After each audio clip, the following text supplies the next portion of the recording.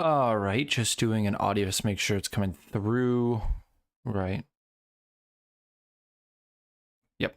You probably just heard the oh no, wait, I turned off my desktop audio. That's right, so you guys cannot hear me testing. Oh, that's working beautifully. Okay. So, right now, we only got one other guy in the booth right now. We're gonna load up an R. For now, it's just me and Finn guy up in the booth. We got probably a few more people. I know Dunk will probably be here somewhat soon. Roush will probably be here somewhat soon. Brandon's not going to be here tonight. He is at work, and he's going to be at work until closing, which is a few more hours, about 5 more hours. So he will be out of this stream, sadly. But as usual, as it's been for the last 3 seasons, there is one extra driver stat point up for grabs in preseason testing, as it always has been. But to do that, we need to, you need to actually win preseason testing. You need to be the fastest guy out here. We're going to be starting here. Lime Rock Park. 30 minutes. We got all the full-time guys ready to go. These are unnecessary because we're just focusing on the 30-minute timer. So we're going to get session number 1 underway. I do believe I have my NR a little bit down. There we go. All right. New year, new field. It's been a long off season, but we are finally getting back into the swing of things with a brand new season. Do believe, make sure,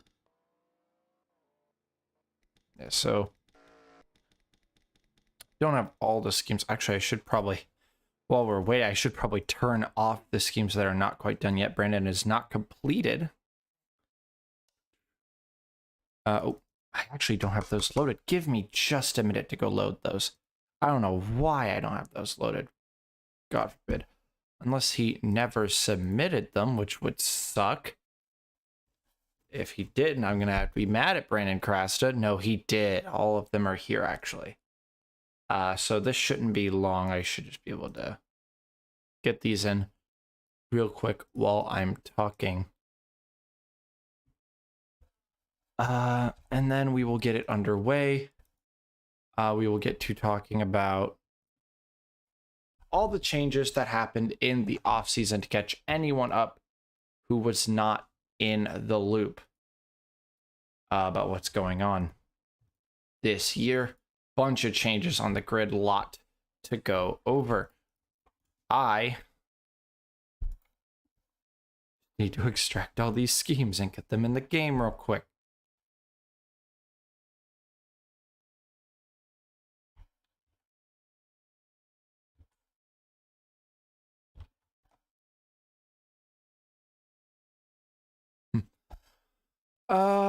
But yeah, give me just a moment.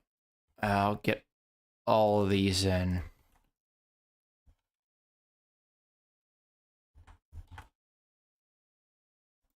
And then we'll get this show on the road for real. I totally had forgotten that these were not in the game yet, so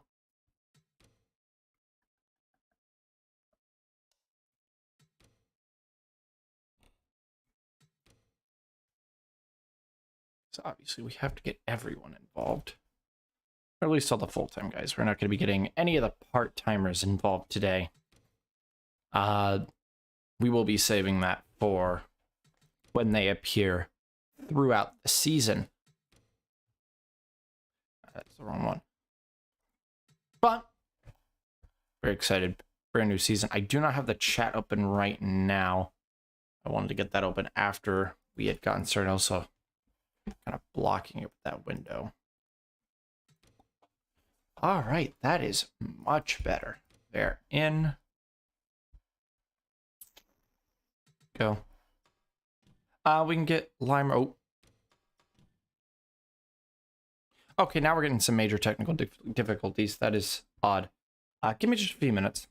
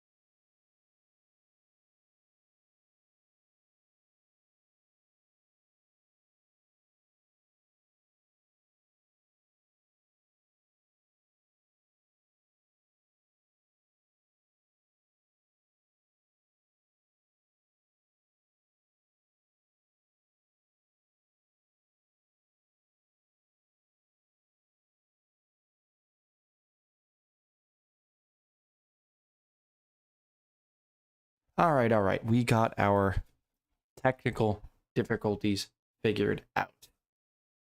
Now we are here, and if I'm correct, the 07 and 08 should be in the roster, which neither of them have actually loaded in, because we are waiting for either of them to load. There we go.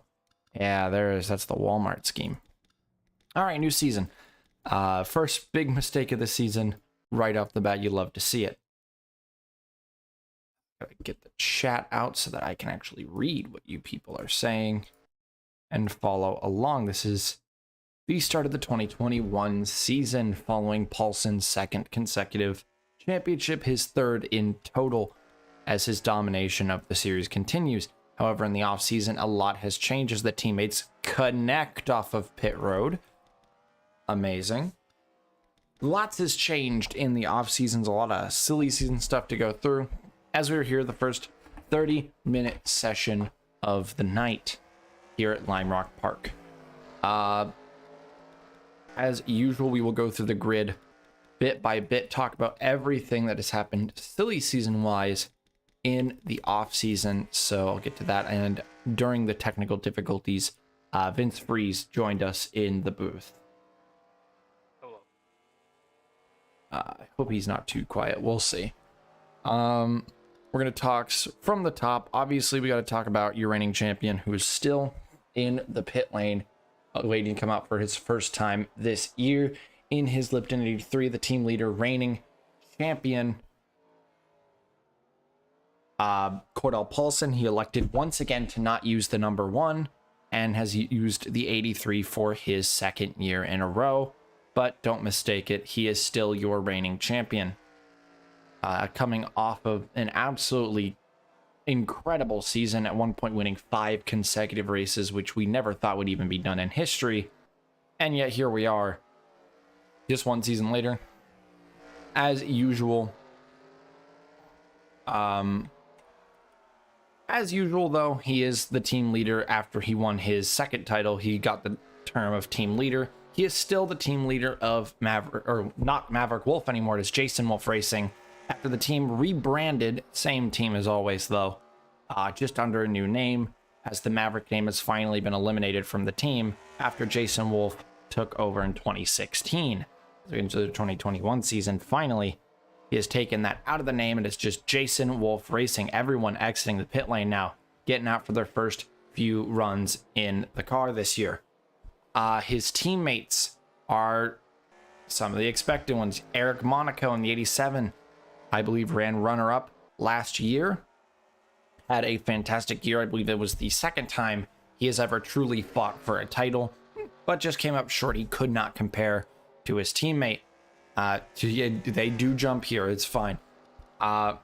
Monaco in the 87, bringing Circle K with him as his main primary sponsor this year, as Ineos has left the team. So Monaco getting to enjoy Circle K this year as his brand new primary sponsor. As a secondary sponsor we might see come up later. Tristan Woolhoek coming off of his rookie season. He is now a sophomore in the 98, bringing Menards back with him this year as his only sponsor, as it was last year. What's that noise? No clue what noise you could possibly be referring to. As Woolhoek just playing around. This is the track he won last year. Had a pretty dominant race here. It was his first career win in his rookie season, which started a fantastic rookie year. Finished in the top 5 in points and absolutely crushed the rookie record, and is sitting as a very, very big guy to look at this year coming into a sophomore season. You said you believed it was K. No, it is Circle K, not Kmart. And well, it was expecting amongst the garage, but not amongst a lot of people on the outside. Paul Jackson out at the team, and the fourth car downgraded to part-time to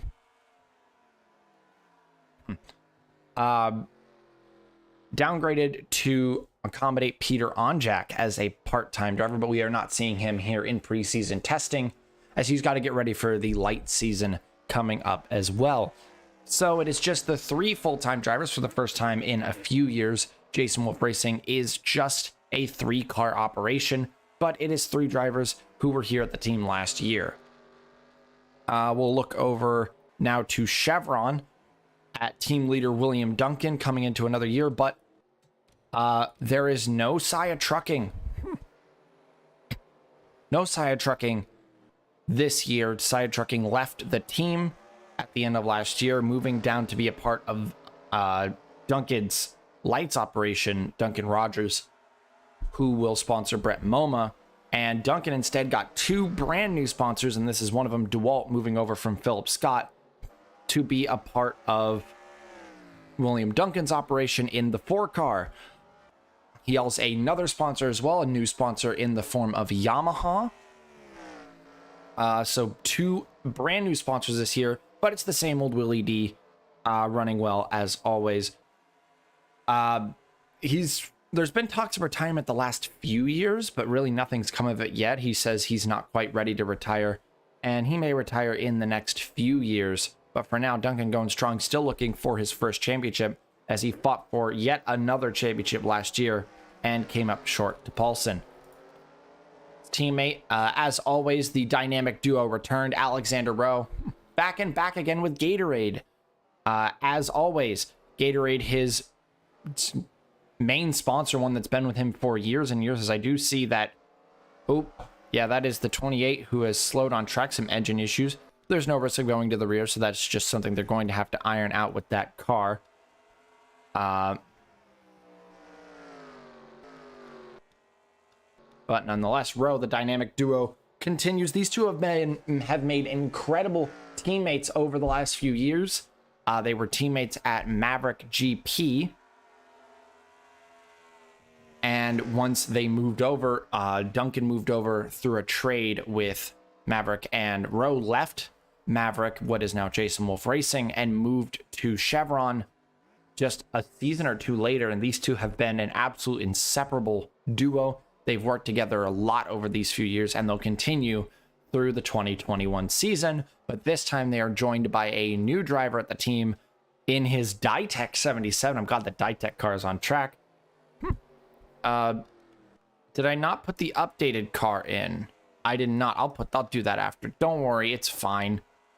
It really does not affect preseason testing. I really just wanted to make sure these cars were actually in at all, so they're not just blank cars. I do have the updated car. I just forgot to put it on.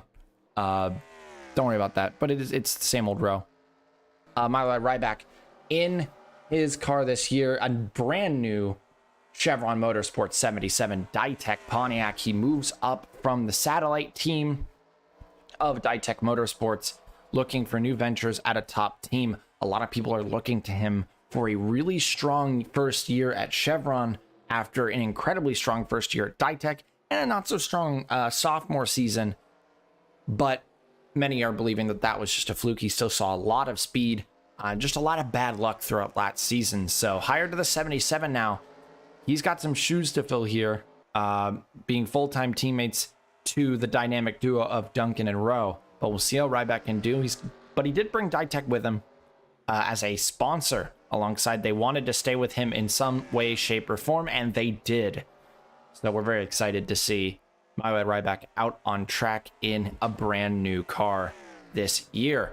They're also bringing a part-time car, which obviously we are not seeing. The 97, which will hold Kenny Moma and Patrick Smith in a divided 5-5 races between the two of them. Moma getting a bit of an upgrade and Patrick Smith joining the operation this year. Roush Racing Enterprises. Max Anderson, as always, we look to him as, well, your 2014 champion who seems to finally be getting himself back on track when he moved to Roush. It just seemed to be derailing as time went on. His runs at Fitzwater, Australia got worse and worse. He moved to full frontal, got suspended for most of a season, and went to Thundersport. He won a race for Thundersport, but still didn't have an absolutely insane season. But the move to Roush seems to be one that has worked well with Anderson, now with Pennzoil by his side. A new Pennzoil scheme this year, but same old sponsor as he had last year. He had a really strong first half of the season in 2020, but a really weak second half of the season. He seemed to fall apart. He had a lot of problems, some mechanical problems, some wrecks, and it derailed his season completely. He went from a title contender to just trying to fight to stay around 6th in points. So Anderson hopefully going to try to put together a full season this year, and if he does, he could definitely be a huge title threat, because he was a huge title threat up to the point that his bad luck began and his dry streak started. He was looking like it was going to be him and Duncan all the way to the end. So we're excited to see what Anderson can do this year in 34. Vince Freeze rejoins the operation in the VC under a new sponsor and continuing with the team for his first full year, but his second year with the team after getting put into the car in the middle of last year. Vince Freeze out here looking. He has still not gotten his first career win. You still have not won, Freeze. You need to get on that. You did. You need to get to it. You need to win a race this year to truly put your name out there. Although a lot of people are looking to Freeze for a few wins and a possible title contention this year. Many think that Roush Racing could be the ones to break up the monotony of Jason Wolf at the top. And they almost did it last year with Anderson. We'll see if they could do it with Freeze or Anderson or the team leader, Scott Roush, in his Coca-Cola 38. As always, same car as last year, but the second car has changed. However, the Coca-Cola scheme, just a very nice, solid car. They didn't feel like needed changing. Roush had an absolutely abhorrent start to the season, almost won Gatineau before breaking down with 4 to go from the lead, and the bad luck just continued to spiral. Eventually the bad luck stopped, but by then the damage had been done. He rebuilt his season, got himself back to the top 10 in points, but it was too late to fight for a championship once that bad luck had ended. Roush hoping one day he'll get a full season together. He has never gotten one full cohesive season where nothing went wrong. And hopefully this is his year. We'll see. He definitely has the makings of a champion if he can pull together a full season. And a new driver in the part-time car this year, as Tim Randolph has moved out of the 36. We'll talk about him later, but it is Alexa Lake from Texas Heat down in Lights joining on to Roush Racing's operation in the PT Cup. So we'll see how she can do going through this year. The Rhino in the 38, though, looking for a good year. We move down to the A ranks because that is all the A+ cars. The A ranks, I want to look at full frontal first because that Chevy emblem on the front can only mean one thing. They have gone back to Chevrolet following a few years at Dodge, now back at Chevy, back where Brock belongs. A lot of people think this is what Brock needs to get himself back on track, get himself back to being a championship contender and a avid winner in the series, as he was the second driver in history to get 10 career wins, and he's still there. He has not gotten another win since his 10th, all the way back in, I think, 2017. We are now heading into 2021, and he has still not gotten a win since then. It's been a horrible, horrible dry streak for the driver of the 01, and as he comes out here today, he's really hoping that this could be his year to get back on track. Yeah, we'll talk about Bartlett with the Hornet scheme soon. I'm excited to talk about that, but I'm also a little sad to talk about that for reasons that will come soon. Driver of the 40, welcome back to the series, Jack Halleck, bringing back an old classic sponsor for the former Maverick GP driver, multi-time winner and a winner here at Lime Rock Park, who was responsible for one of the most dominant wins in Pro Series history here, where he won by over 30 seconds here at Lime Rock, so you'd expect him to know what he's doing out at this track. Jack Halleck, a very strong driver in the past, but really fell off in his last few years. Coming back looking for redemption, and I think if anyone could earn it, it's him, Halleck, out here. The Snickers number 40, taking Gatlin Downey's place after Downey was fired due to some poor performances last year. Fuel system issue for Mark Nutt, but we'll talk about him in a bit. Obviously, mechanical issues aren't a huge deal. We're just testing the cars. And of course, it's not full frontal without Shane Vincent. Vincent's been on this team since, I think, 2017 and has been an absolute force to be reckoned with. He won in his first year for the team and has come back to win a few more times since then, including last year at Chicagoland Speedway. Vincent is looked to be a title contender this year. He has been building it up slowly but surely over the last few years, getting better and better, and he finished well into the top 10 in points, almost knocked into the top 5 in points in that 42. And now that he's back, he's with Chevrolet. This could be his year to pull off an upset for a championship. If anyone could pull off a second-ranked championship the same way Paulson did and the same way Adam Vincent did in that 42 car a few years ago, it's Shane Vincent. Unrelated drivers. Shane out here looking for a championship and at least a few more wins on some speedways this year is what we would probably be able to expect from Shane Vincent. The other team, another team I'm excited to talk about, Shock Allison Racing, Mazda, coming into this year looking strong, stronger than ever. They got some extra support that came up. We'll talk about that team in a bit, but Allie Nelson joined back for her sophomore season. She had a very strong rookie year. She won at Armory Digital Super Speedway and then almost came back to win the other Super Speedway race at Talladega. So she is looking really strong as a Super Speedway ringer, but she is known for winning the Royale back in 2018 is her main accomplishment when she came out as a part-time driver and won in one of the most bizarre ways anyone can ever win, but she is still a Royale champion at the end of the day. Hoping for good things out of Allie Nelson this year. It probably wasn't the strongest rookie year you can have. There probably could have been better results overall, but she's getting used to the new car, and hopefully she can put together a strong season this year. She is not the main guy at this team, and we'll talk about them in a bit, but there has been a spin. That is the Hornet, who has spun it in the S's. It seemed to be okay. Bartlett, we'll talk about him later. Nelson, not the best driver at the team. We'll talk about them in a bit. Joining onto the team, though, in the Alliance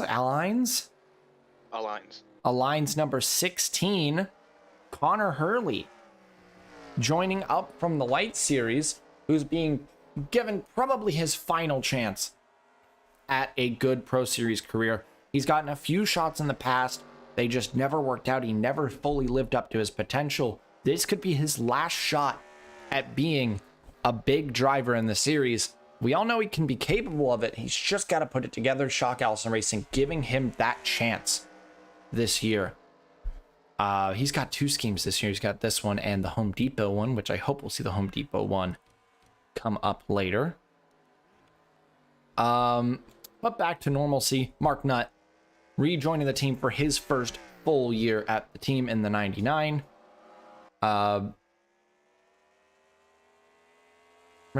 Moved up, replacing Roger Ray mid-season last year after Roger Ray's poor performance. But Mark Nutt coming in for his first full season with the team. It wasn't incredible, but it definitely was a great season with the team. He was definitely better in the 18. He seemed to take a while to get his bearings in the 99, but he got a few good results, few top fives in the 99 last year, and we're hoping for a few wins this year in the 99, which would be incredible to see. But Mark Nutt's still on about the same level as Ali Nelson, still seen as a great driver who could do great things one day, but the main guy at the team, the big hitter of Mazda, Alex Benyako, in the 17, won 2 races for this team last year, and they weren't just super speedways or really chaotic races. Those were races that he arguably earned in that 17 car. And Alex coming out here this year on the same kind of feel that Shane Vincent has been. A lot of people think he could fight for the championship this season. Mobil 1 back by his side, but he's joined now by Monster Energy as well, a huge sponsor to get lots of money coming to that team. So there's a lot of excitement, a lot of hype around the driver of the 17. And if he can put together a full season like we know he can, he could definitely be a contender for this championship come the end of the season. We'll move on to the B+ guys. Gatlin Downey with Trailblazer. Downey moved out of Full Frontal Motorsports, was kicked out of the team, but Trailblazer moved to Dodge after making a deal with the Dodge, Dodge, the company, bought a stake in the company and is now the factory team. They make these cars out here, and they needed some strong drivers. They went with Gatlin Downey to be the driver of the 7, bringing the Tabasco Fiasco scheme with him, which is an incredible thing to see. We always love the Tabasco Fiasco car, but now branded on the number 7 Dodge. He's back in a Dodge this year, which is funny. He moved from one team that was Dodge that changed to Chevrolet to another team that changed from BMW to Dodge. So he's just back in the same manufacturer, new car, new team. And we're excited as Trailblazer changes their manufacturer for like the 4th time. Joining, though, a 3rd full-time car made for Stephen Thompson. And I'm so glad the Station 11 car is out here because, oh my God, I love that car. Thompson's been a part-time driver for this team last year, and he's just been lurking in the shadows the last few years. Ever since he left Shock Allison Racing a few years back, he's been just kind of lurking in the shadows. No one really knew what was going to happen with Thompson, but he finally showed his face again last year when he went part-time with Trailblazer, and then this year when he's going full-time with the team in the number 11, the Station 11, number 11. And we are all very excited to see what Thompson can do. We know what he can do, especially on like road courses. He's a great road course runner. He's a very solid driver. We're expecting some good things out of Stephen Thompson this year. I did also forget to mention that Downey currently topping the boards. He's got a fast car here in this preseason testing session, which is good. You want to be fast because that could be a +1 that could help your season. And then obviously team leader Sean Angel is back once again.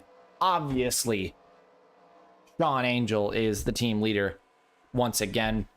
This time in a Dodge, though. He has moved out of BMW, but he's with Trailblazer like he has been in every season, but one of them when he moved over to what was Clever Ops Racing, then Travis Ultra Autosport, and now Chevron.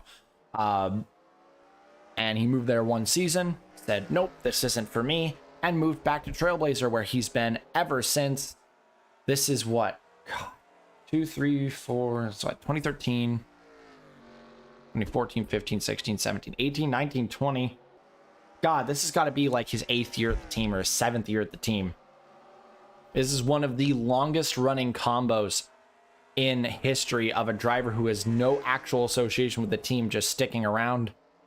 Other ones being like Carson Bowers, Max Anderson. Well, Max Anderson didn't stay as long as Bowers did at Fitzwater. But Angel really is just a mainstay at Trailblazer, and we're hoping for another very solid, very good year out of the 78 car. That should be all the... Should be Trailblazer in the books. We have Ditech to talk about now.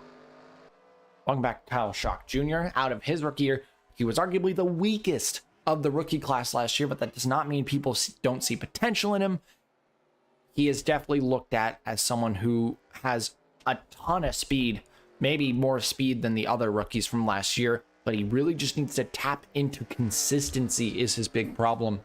He tends to just fluctuate from the top of the grid to way at the back of the grid from day to day, and no one really knows what he's going to do when he arrives to a weekend. He really needs to pull that together, even if that means toning his speed back a bit to get solid top 20 results for the team. Kyle Schock Jr. is known to be on a last chance basis, as they know his consistency hasn't been getting better. He's got to fix it this year or he could be out at the team. Kyle Schock Jr., a make or break year for him. Jimmy Perez joining on a loan deal from Ford, as with Monarch's shutdown, they needed a place for Perez to go. They made a deal with Chevron that they would hold him in the 29 for Ford this year, as he'll take Ryback's place in the Jimmy John's 29. Came back last year very just out of nowhere after he had one pretty excellent rookie season way back when for Hood Huddleston Stucco Racing, and then vanished without a trace again. And he just arrived back on the scene last year, loaded up after a few years in the AASCR, and is ready to go again. He had a pretty good run in the 8 car, actually a pretty excellent run in the 8 car, and is now at the 29, an upgrade from last year. Looking to put in some good results. A lot of people see good things in him, and he could end up at Roush Racing one day if Ford keeps good confidence in him. And then who else would be the team leader but Roman Rahal, 2018 champion Roman Rahal, moved to the team after winning his title for Maverick Wolf, now Jason Wolf. And he moved to the team. Pontiac seemed happy to put him there to help Ditech move up through the ranks. Rahal seemed to gel with the team immediately, started getting incredible results, was top 10 in points in his first year for the team, and even in his second year last year for the team, it wasn't as incredibly strong, but he still won. He won the Cardiala Sprint last year, so Rahal still just as strong as he's always been. Has been really gelling well with the Ditech operation and doesn't seem to have any signs of slowing down. Rahal, a lot of people very confident in his abilities. We'll see if he can continue that pace going through this year. That should be, I do want to check my chart real quick to make sure that is it for the B+. Make sure I'm not missing anyone. I am not. So we will move on to the B teams, which should probably start with the longest running B team as we're 4 minutes left to go. We got to rush through this. Morgan Fuller in the 53, returning back after probably what is considered her breakout year in that 53 car. She finally saw speed. She finally showed what Fuller was capable of. The driver who contended with Johan Art for a championship in the light series, never adjusted to the Gen 1 cars, but as soon as the Gen 2 car came out, she went out swinging, putting some incredible results on the board and actually fighting with Grace Takayama, showing that she is not done yet. Coming into this year, a lot of people actually have some good confidence in Fuller now, as a lot of people starting last year thought that it was just her last year and she was just going to be downhill from there. But Fuller now seems to have a future, has a lot of potential in her, and we are looking to hopefully be looking at a really good driver in the future, alongside Grace Takayama continuing on as well. The female lineup continues. She's bringing back Reese's. She's bringing back York Peppermint Patty, as she does. Grace Takayama was seen as a really, really high potential driver just when in her rookie year, but she really hasn't lived up to it too well. I mean, she's been fast, but she hasn't been really what we expected of Takayama. She's solid, and I think as she stays solid as she has, she'll be here for many years to come. But if she wants to bring Bavarian Thunder Racing through the grid, she needs to get a move on. She needs to push through the ranks now, and hopefully she can do that. We know what she's capable. We know what Fuller's capable of. They can both do something well if they truly put their heads together. No 45 car this season. No Holland returning. No part-time car for the team. It is just these two this season, which will wrap up our first bit of the silly season recap, as we will continue to look at preseason testing results. As we're finishing up the session, it is Gatlin Downey, but I saw Downey had a mechanical issue currently in the pits, at mercy of anyone who might go faster. Tristan Wilhoit, the winner here last year, as we would expect, up in P2, although has some left side damage, probably made some contact with someone along the way. That doesn't matter to him. He's had a great preseason testing session. And unexpectedly, Connor Hurley in P3. Incredible to see that 16. He seems to be adjusting pretty well to the 16 car. Here's hoping. I mean, here's hoping it goes well. Followed by all 3 Roush Racing cars. Wow. It's all 3 of them. It's the 34 and 4th, 35 and 5th, and the 38 and 6th. All 3 of them running incredibly well right now. Shane Vincent 7th, Morgan Fuller in 8th, proving my point. Ryback 9th, and Rowe rounding out the top 10. It does not seem like Duncan is having the greatest session. He's been someone who's been in contention for winning preseason testing the last few years. This year, it really hasn't been there. I mean, not really there, and neither is Paulson this year. And Paulson, that +1 could go to, if it goes to like Will Hoyt, that could be bad. That could give him a true edge to win this championship over Paulson. Paulson should really be rushing to get good times on the boards and climb the boards, but as of right now, 30 seconds left in the session. It is just all Gatlin Downey, who is still blown up. He still has not fixed that engine. They still have to bring it back in, but I don't think he cares. That looked like more of a victory lap than anything. Because he has almost a full 10th on the field. Downey has locked it in with Trailblazer today. And a very strong start to his stint in the 7. I mean, that is winning our first session as time is up.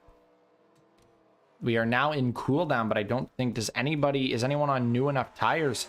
Ooh, on Angel button heads with Connor Monaco. We'll talk about Connor Monaco later. People avoiding people having to come in. Jock Jr. does not seem to be on fast enough of a lap.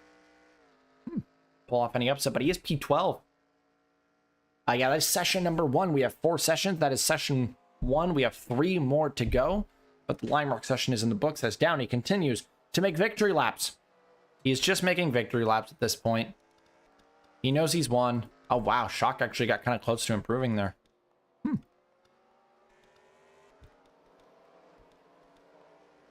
Maybe you sandbagged, Eric, but I'm not sure how wise sandbagging is when there is actual stuff on the line. 30th place, Monaco.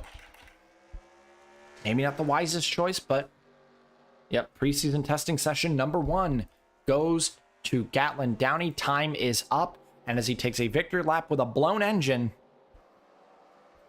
that does not matter.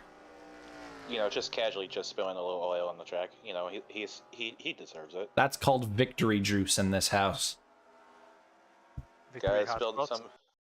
And there we go. That is the end of our first session. We'll go fade to black here, as that is it for our first session. I just gotta go. There we go. In the books, I am actually gonna real quick show your full results on the screen before we set up for session 2. I'll just do a mild scroll through if you want to check where any of your drivers have finished in our first session. Near the bottoms, Chris Louvier maybe sandbagging himself. The 2 Red Stallions, not a great start. The 2 Southeast, not a great start. And Alex Constantine, Rookie of the Year this year. Congratulations. We got to crown him this season. Congratulations, Alex Constantine, on Rookie of the Year 2021 by default. You'll love to see it.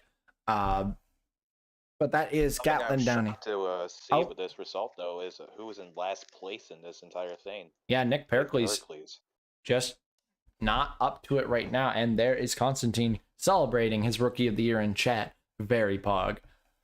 But I am going to go to black now and get ourselves set up for session number 2, where we will look to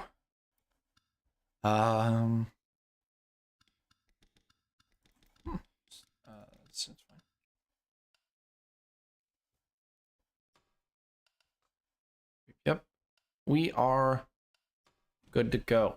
This is session number 2, Lime Rock Park. They did indeed put Tabasco in that oil. Session number 2 here, Calder Park. Very big staple of the schedule. Only missed one season in 2019 when it wasn't on the grid, but returned for 2020 because, let's be honest, this is just such a good track. As Paulson will be out first, looking to get in some good laps early, hopefully to put down good time, get himself back up into the standings. We will not know the true full standings until post-stream. Sauce does weigh less. Oh, that might be the advantage you had, Downey. Hot sauce does weigh less than gas. Does it, though? Scientific fact is that it indeed does, actually. Yeah, it does. Nice. As everyone... Anyways, go back to that 21. I'm just sorry. That 21 scheme is the Bet MGM. Yeah. It's on track now. Oh, I love this car. So flashy. Under the lights, too. Under the lights at the too. Calder That's a Park good Thunderdome. point. That's why he saved it. He wanted to save it to go under the lights at the Thunderdome. As we hear Calder Park, let's continue. Now that everyone should be loaded, getting out on track here, we can continue our run through the field. We just continued with Bavarian Thunder Racing. Now let's go with, as he's coming on track, Chris Louvier for Anjato. Anjato saw one change of the team this season. We'll talk about that in a moment. But Chris Louvier back at the team after a pretty fantastic rookie season. Came second in the Rookie of the Year standings to Tristan Wilhoit, but still had a very, very impressive result, especially for that 2-car, even winning a race at Rockingham, beating out Sean Angel in a photo finish. So Louvier coming in with a lot of confidence, and he has a right to be confident. Yeah, Slim Jim number 2 back again. He's got Dogecoin on the side as well. And you'll love to see it, Chris Louvier back here once again. Really nothing more to say about him, though. Just a very strong driver. A lot of people looking for another strong season. What could bring Anjato up to B+ is this season with a pretty strong lineup, featuring himself, the other old driver at the team, Aiden Shepard, back again at the team, as although he may not be what he used to be, he's still hoping for a good season this year in the 25 Texas Pete Hot Sauce Ford Mustang back with the team. It was an okay season last year. It wasn't terrible, but it wasn't great. Wasn't as bad as Jack Bignacco, that's for sure. Jack Bignacco moving back down to lights after just an unimpressive return to the Pro Series. But Shepard going to be staying around probably until he retires in a few years, as already a mechanical issue for someone out on track. That's Tim Randolph. Again, talk about him in a bit. But Shepard, the old man in the field at this point, although he's not actually the oldest in the field, he's definitely been seen as the big elder in the field. Few injuries in his day, 3 injuries in total, 2 of them being concussions, which has definitely been a big part of his skill going down. But he's going to keep kicking, still looking for more results. He actually saw a few good results last season, but we'll see if he can put it together this year and get maybe even a win. He got a win for Shock Allison when they were a 4th satellite. Maybe he can get a win for Anjato as well. And the new gal at the team, Audra Baranowska's moving up from Red Stallion Racing to now be a part of Anjato. After a few up and down seasons, it's been just fluctuating back and forth for her these last few years. Really just, she's not inconsistent on a race-to-race basis. She's inconsistent on a season-to-season basis. Some seasons she comes out and she swings through the entire season. And then some years she just comes out and does nothing. She's just kind of underwhelming, and we're hoping that she's not underwhelming this year as the 18 goes by, almost hitting her. But here's hoping this is a good season for her. Another strong year, like the season she had when she was at Bavarian Thunder Racing or in Bavarian in PLS. Also had a strong season. So Baranowska's just looking for a strong year back at a midfield team ready to prove her worth. As that finishes up on Anjato. And we will move to the new team on the grid this year. I was excited to talk about them. I want to start with the most underwhelming of the three. Sean Ard for Freeze Racing Team in the B ranks now. They bought out Monarch. Oh my God, do not kill each other. They bought out Monarch Motorsports. Became the... Oh, they did die ahead. I don't know who that could have been. Probably... Yep, there it is. It's Shock. It's whatever. They have bought out Monarch Motorsports, went full-time with a 3-car operation instead of that one privateer entry. They are now full-time amongst a few cars. So, Sean Ard, probably the weakest member of the three, which is really saying something because he is still Sean Ard, a pole position at Carmen Park a few years ago. Nice. Nice, Downey. I see that. Got 2 years ago, had a pole position for Fitzwater, Australia, and fought for a win at Carmen Park. Sean Ard was originally seen as the most prepared driver to come from PLS, and it's still pretty true. He still was one of the most prepared who's come up. Had a few years in the Fitzwater part-time car, and then finally moved up after multiple seasons of preparation. And Ard, a really strong driver, right? Currently P3, proving himself out here. It's actually the Freeze Racing Team squad's having a great session right now. But Sean Ard, he's got Xbox by his side. He's got 3 schemes this year. 2 Xbox schemes and a NOS scheme. A lot of confidence in this young guy. And I think it's justified. We'll see what Ard can do in this car. And he's the weakest of the 3 because next is current reigning PLS champion Skylar Johnson. Moving up with the team up to the Pro Series. She is 1 for 2 with moving up with the team that she won races for in PLS. Thank you, Downey.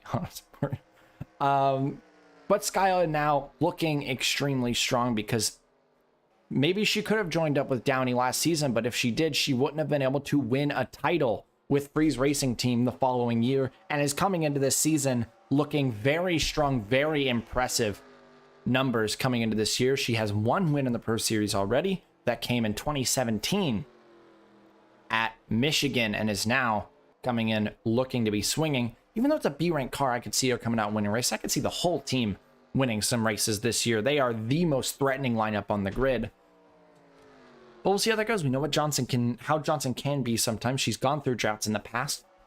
But if she can keep the pace she had in PLS, she could be a really strong race-winning threat in this 19 car, but probably not the biggest race-winning threat because team leader Paul Jackson has something else to say about that.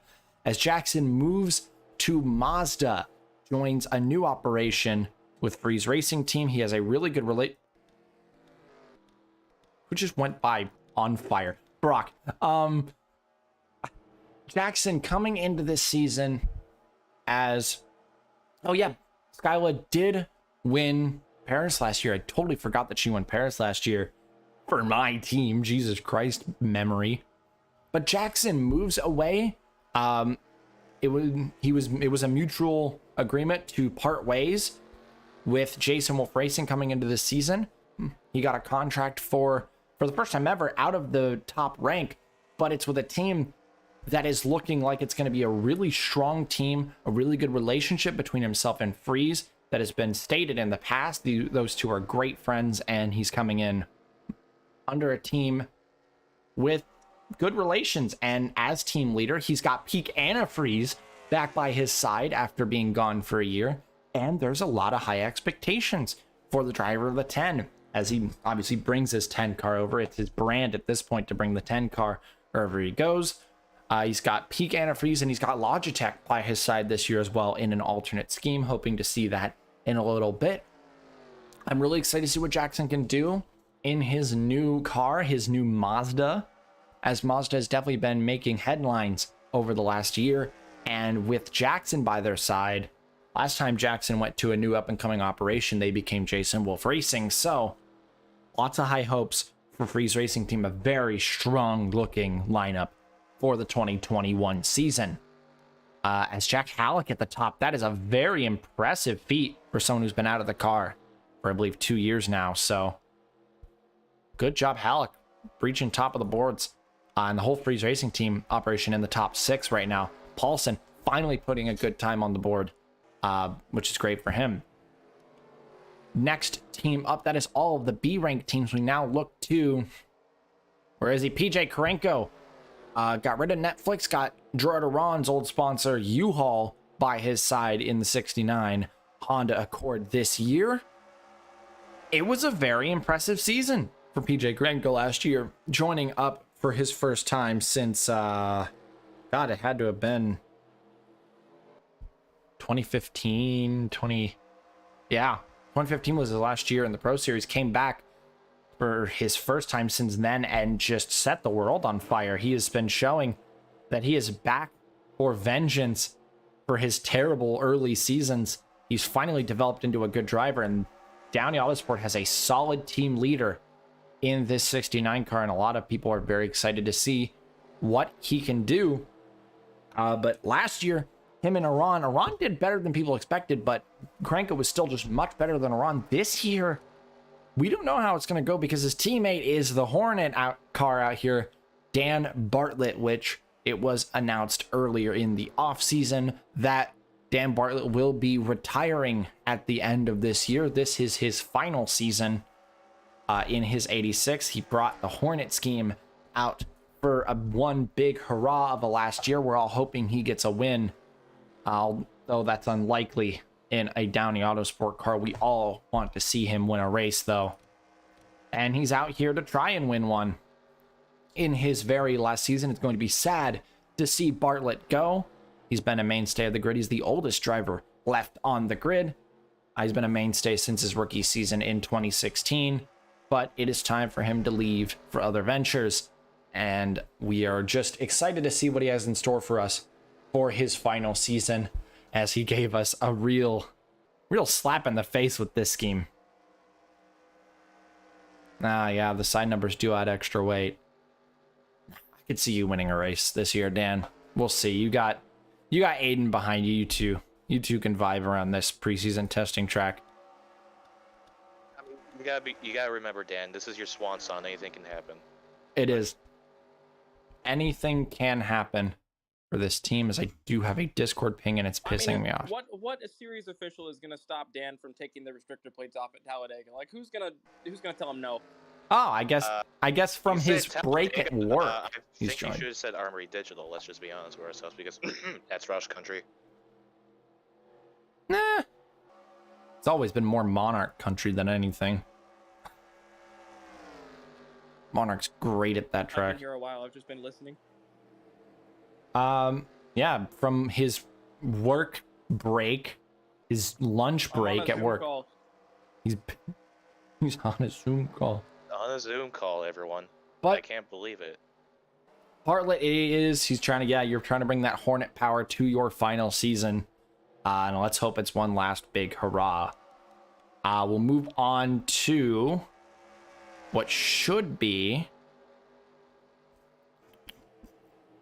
there he is, Nick Pericles, 37 car, after an absolutely incredible year for Southeast last season. It was blazing fast all year long in that 37. Brought them, I think was he in the top 15 in points? He might have been like 17th. But for that car, that is wildly impressive. Pericles came out and proved that he was out here to still be able to win races, still have the pace.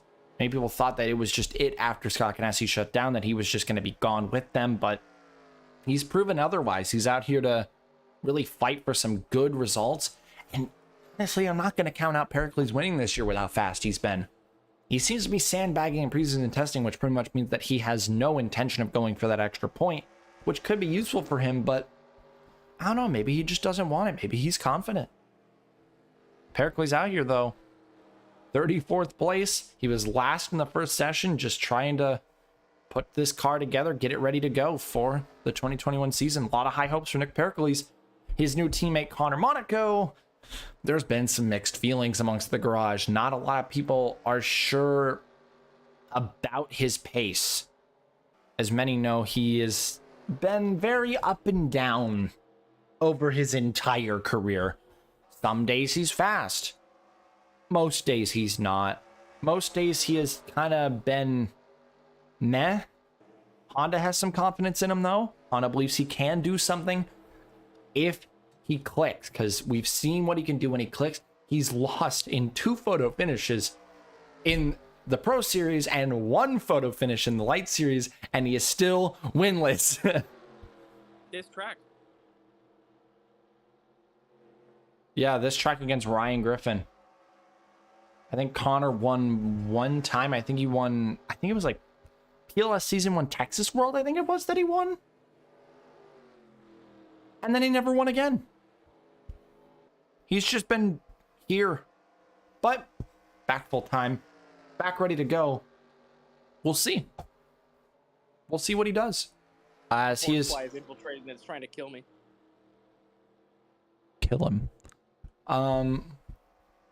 Then we are also looking at another C driver, Sebastian Morandi, in the Honda operation as well. But this is Curtis Racing's privateer entry, as Morandi had a pretty fantastic year last year. His return season since his one and only other season back in 2013 was one of the worst seasons we've ever seen.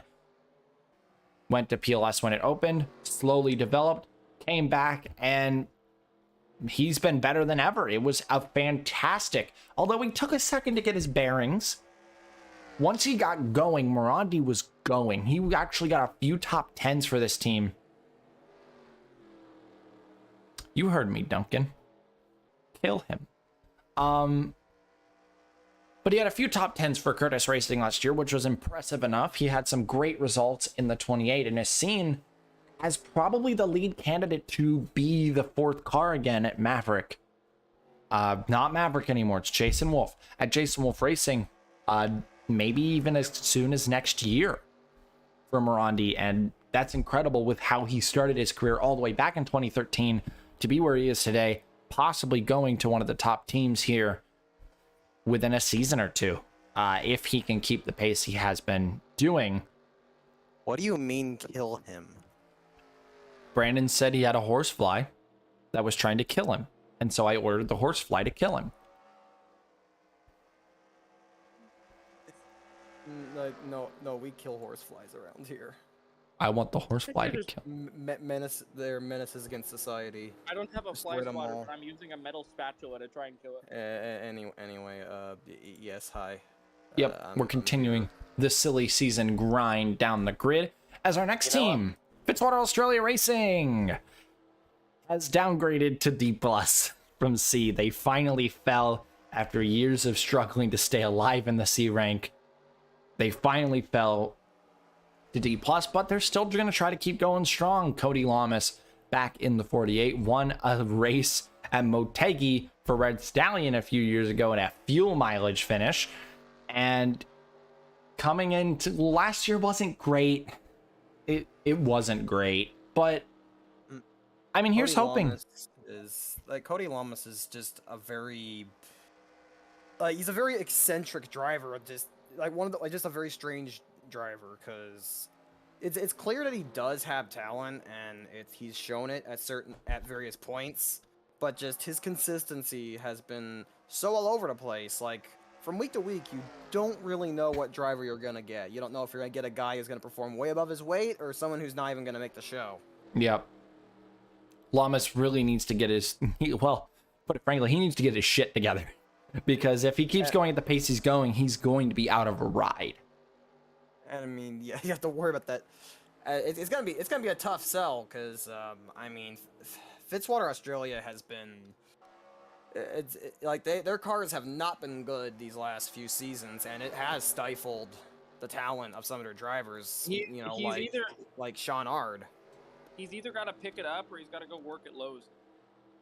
Yeah. Well, damn. All right. But if anyone could save this team, it is team owner Zachary Fitzwater Sr. Because they went to D+, they are down to a 2-car operation, and it's just these two. The man himself, who won races in a C-rank car before, back in, I think it was 2017, which was his first retirement tour. He won. He was 1-2 with his teammate, and then came back the next race, got second to his teammate. We know Fitzwater can put something together. We know what he can do. when he's at his best, he is the first Mr. Consistency after all.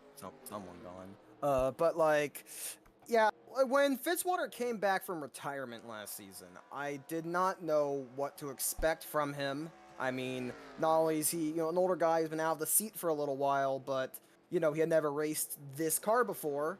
But he's acclimated to it pretty well. Like, while a lot of the team was a hot mess last year, Fitzwater wasn't. He was just a solid center of the operation, consistently making races, getting decent results. I know. Was not bad at all. And yeah, there is. Well, I think a big advantage that Fitzwater had is that nobody had prior experience. in this Yeah, car, so he didn't have Yeah. experience, but no one else did definitely either. helped. But Yeah, so it's possible his racing experience that may have helped him out. So. one thing that also may have helped his season, that in one of the only races that he was up for DNQ, he did have his Champions Provisional that he used. Because he didn't DNQ many races. And one of them he didn't DNQ because he actually had his Champions Provisional by his side that allowed him to bypass one of those. And he bumped out Morandi, the fucking bitch.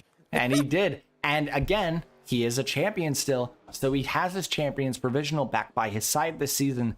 So his first time he DNQs, he can nullify that completely. So Fitzwater has that trump card by his side. We know what he can do. Again, first Mr. Consistency. And he kind of showed that again last year. That very consistent side of him coming out. But he'll never have the true Well, now that you title. said that, he's gonna bump Morandi again. Don't worry. Yeah, don't worry. Wait, oh my God, the freeze cars. Oh I yeah, just they saw are. that. Yeah, but then there's also Jack Halleck at the top, Jack Halleck, what the? doing insane in this session. My God. It's It's that In the word- it's a home field advantage. 2 teams left to in the go. words of every motorsport fan out there, it's just testing. It is just testing. I mean, yeah, it is just testing when Scooter Iaculo gets the top 2 positions and then end up floundering at the end of the season. That will be a different story if we go to the season opener and Halleck wins. Yeah, then there's going to be something going on. But Fitzwater, we're going to talk about him. 2 teams left to go. You almost killed him. 2 teams left to go. First up, Red Stallion Racing, still hanging out in D+, as Yeah, they they've have been been- the last few years. They've just been hanging Man, that out team's the got some back pretty of the good looking grid. cars. Yeah, gee, I wonder wonder. who made them. But like, yeah, this team's been struggling at the back of the grid for quite a while now. They've been trying to break their way. For the longest time, they were trying to break their way through, and last year they just weren't even close, man. It's Well, been No, rough. they started the year insanely well. Baranowskis came out swinging. Bobo had a few faults, but he was doing pretty good. And then the team stopped.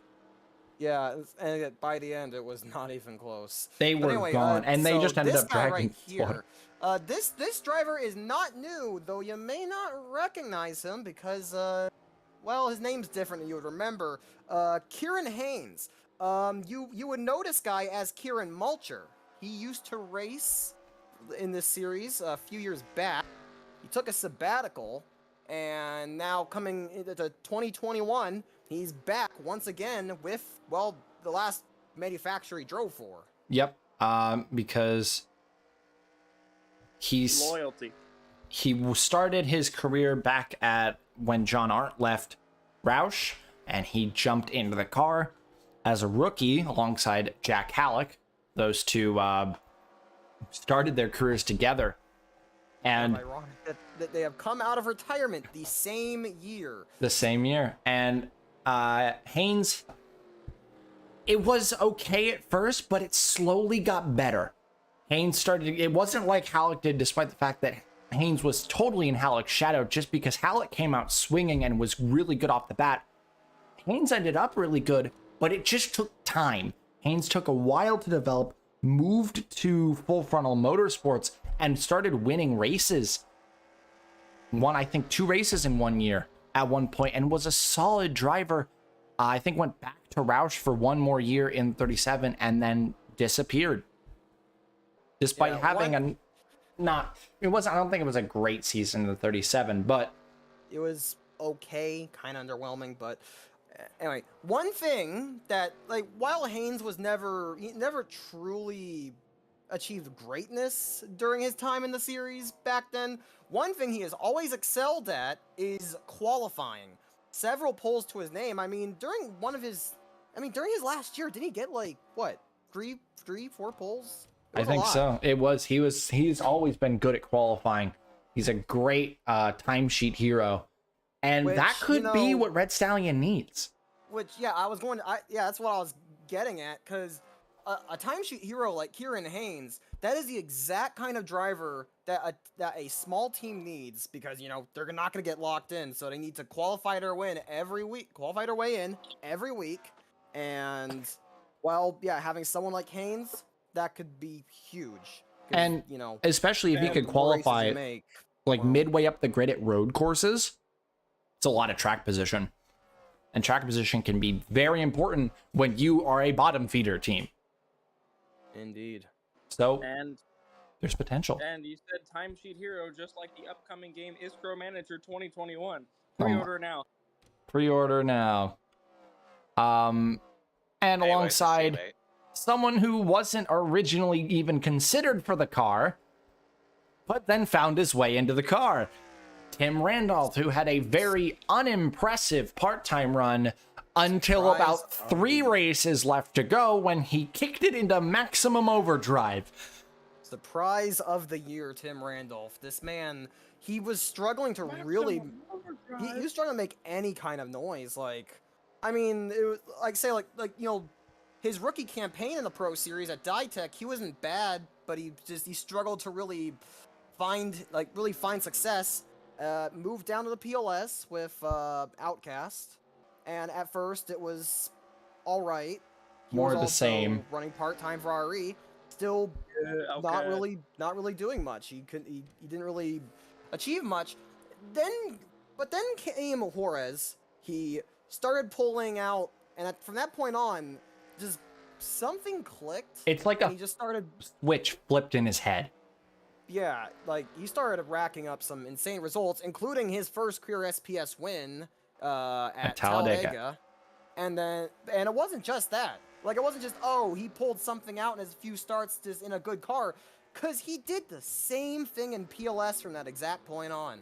Yep. Just something happened for him off track or something, because he finally had the confidence. He figured out what it was he was missing, and he was just hitting it. He was looking like his old self back when he was running for a Ditech in the PLS, when he was a PLS title threat. Yep. It's something like with a driver, like sometimes your flame, if you want to call it that, like sometimes goes out, it diminishes a little bit, but then something happens to you in your life that like reignites it. And that's something that I see happening with Randolph now. Mhm. Reignited. It- Like he basically saved his career with that. Now he's back in the SPS, and it's gonna be a bit tough. He's on the worst full-time team on the grid, but hey, he gave us a little taste what he could do. It's time to prove yourself. It is. And then one final team to go. And with this introduction, I am actually going to officially give him a round of applause. Alex Constantine, Rookie of the Year. Do we have to talk about Woo! it? He earned it. He did. This season's weird. Like a lot of the drivers moving up from PLS, it wasn't say there wasn't a lot of people ready. No, there actually wasn't quite a few people coming up from PLS. The thing is, the drivers that came up this year were drivers that had already been in SPS. Not a lot of the young prospects were ready. So None of the hot prospects were ready. yeah, you see a lot of them in part-time cars and stuff like that.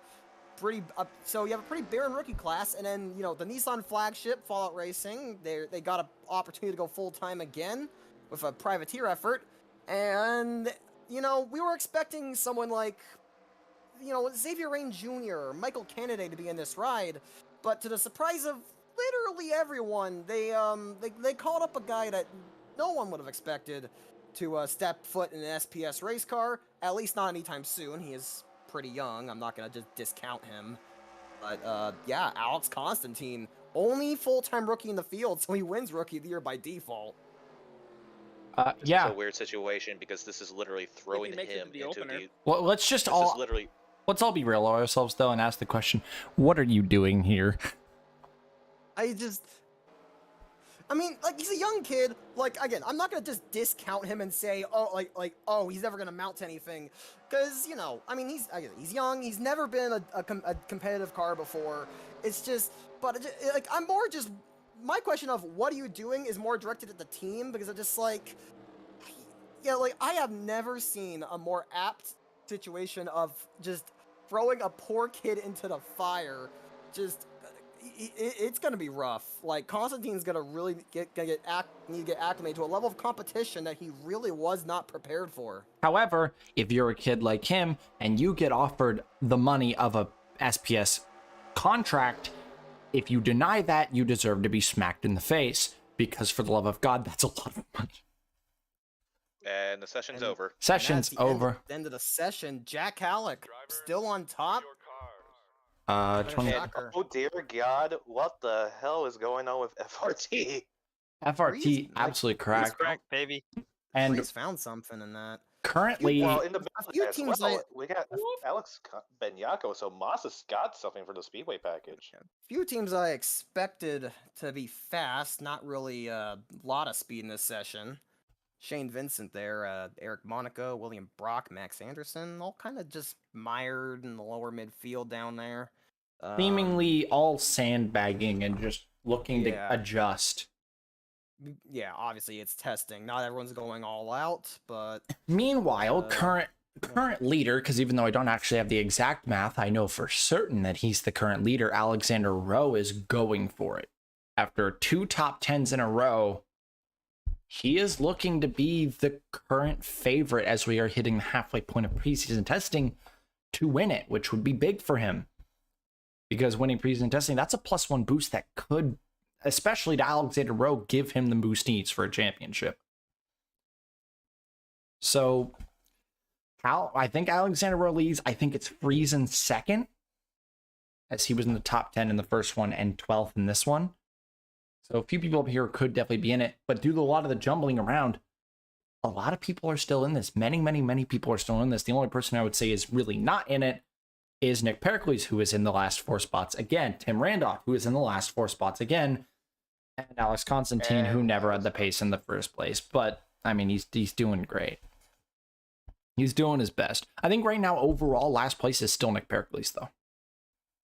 Who seems to be ultra sandbagging. Just, I don't think he cares about the +1. I mean, I respect it. Black it out. Export. Yes, I do. So that is session number 2 in the books, as we will now prepare session number 3 at the track that everyone knows because it's been in preseason testing every single season. Welcome back to Autodromo Noel Wabi. Track that pretty much tests all the skills you need to be a road course racer. Course returns back again to be the site of preseason testing for yet another season. Everyone out on track. Let's look at some of these teams, see if anyone has any new schemes. Oh, Eric's in the Gold Spark car. Oh, he's in the Home Depot car. Yeah. Ryback still in the Diatech 77. Oh, Monster Energy car. Yeah, they're all showing up. Jackson's Logitech car. Oh my They're god. all showing up now, baby. Why do you keep going into the secret lab car? Change it up. Secret. Why do you keep going into the Nintendo car? Stop it. We want to see the other one. Oh, no, not the cheese balls. Sex. This is the 3rd round and you're still in the fire car. What are you doing?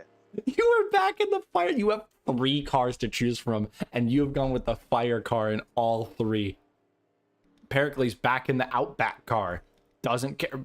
Takinoma in the Reese's car. Roush, get into the BWT car for the love of God. Hey, it's the other AT, but no NOSCAR yet. No NASCAR yet. And that is it, people with new schemes. Here, Jack Halleck, your Session 2 winner. We're back on a road course, which means we should be looking at our first session winner, Gatlin Downey, as Rowe and Constantine almost connect on pit exit. Rowe was almost an unsafe release there, but he got out. Everyone flows out onto an absolute classic of a track. What is there to say about this track? This has been a track that's been a staple of the series for a very long while. And there's the Yamaha scheme. The Yamaha car, yeah. Oh yeah. Oh yeah. William Duncan doesn't no Saya primary this year. Different actually found some different sponsors. It's a very different looking 4-car this year.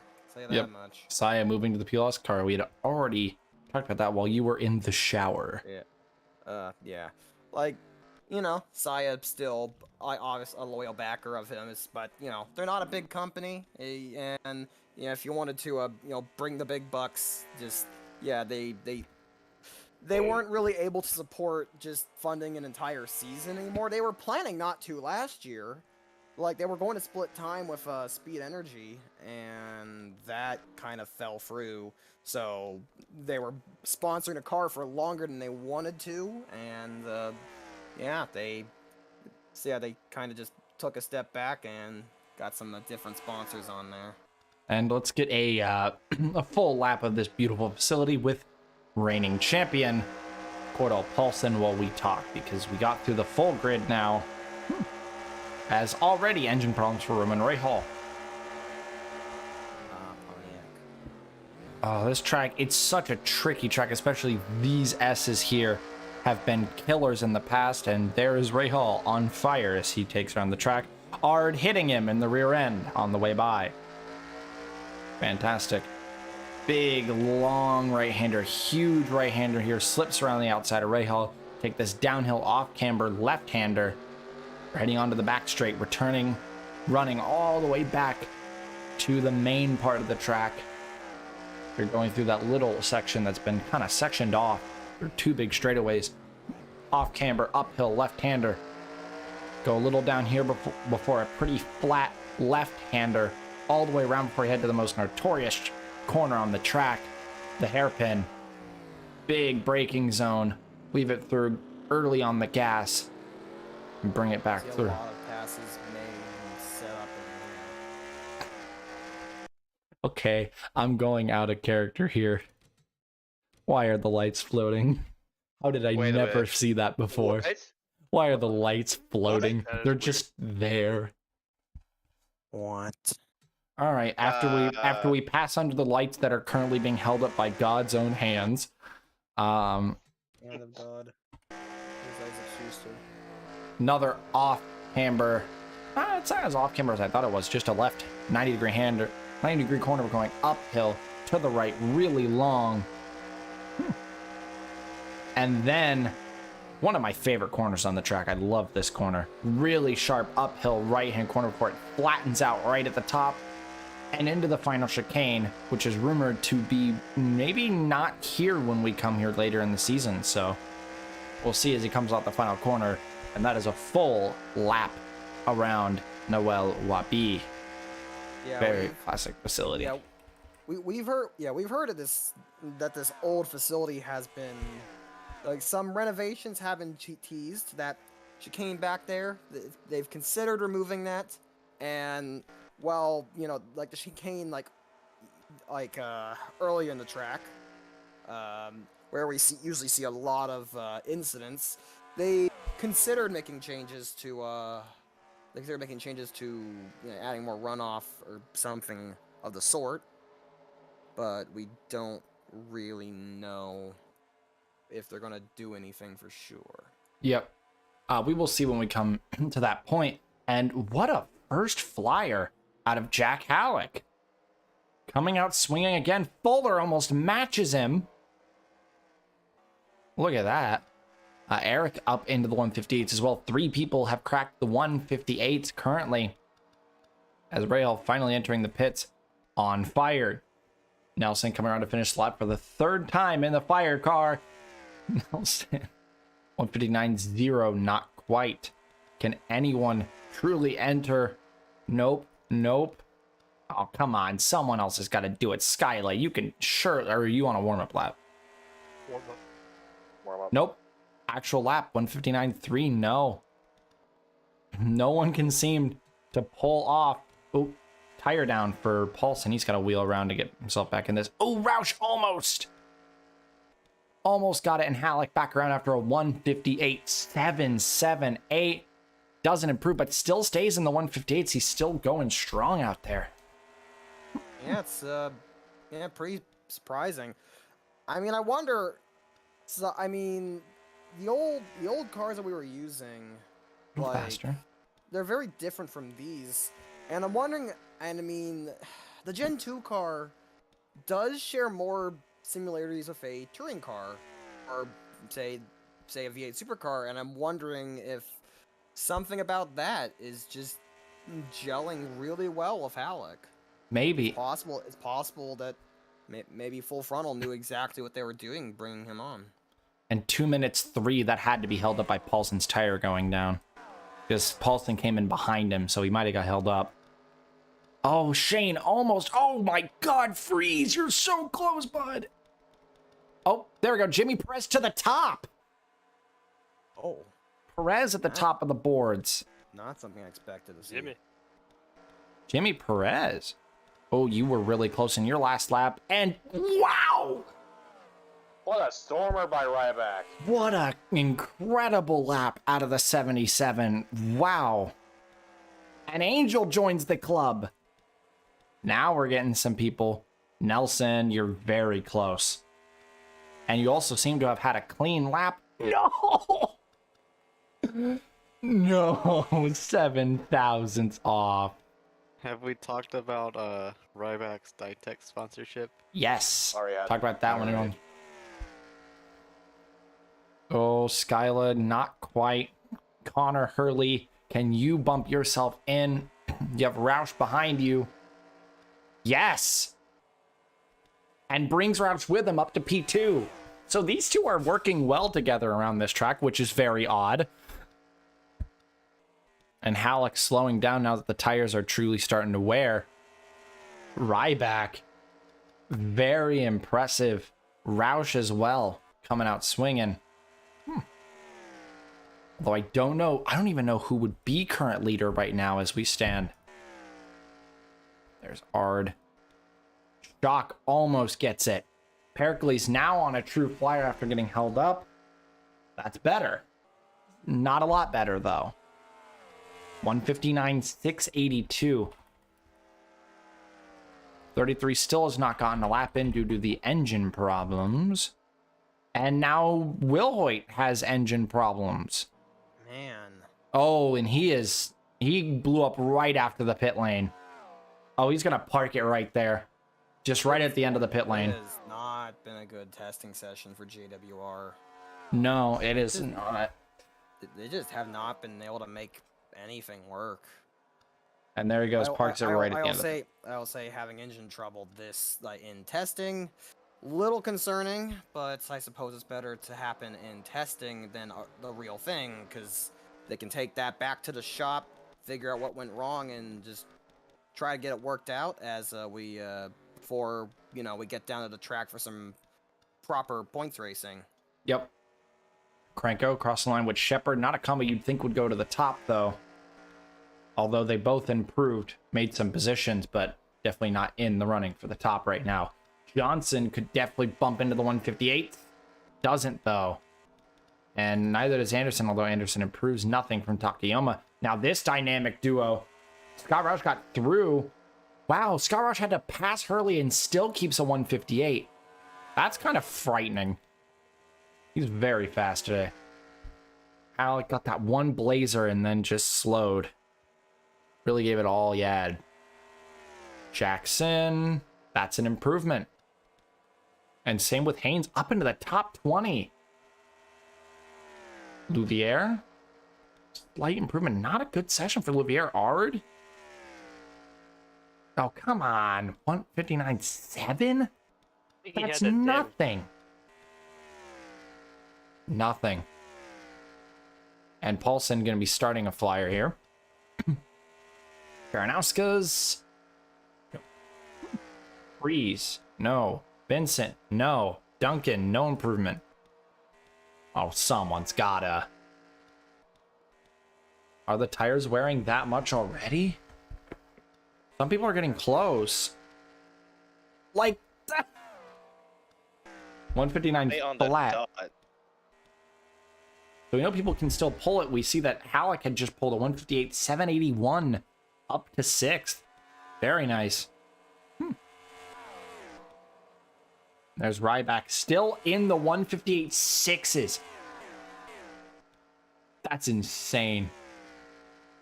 Rowe does not look like he's going to be current leader after this. All eyes are now maybe on Paulson to try to take the lead if he can get a good lap out here. But with all these slower cars, I don't know.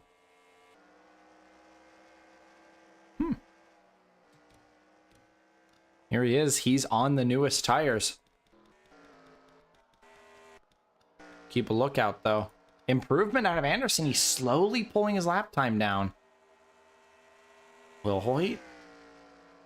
Oh, he's starting to flyer now after his issue. Downey.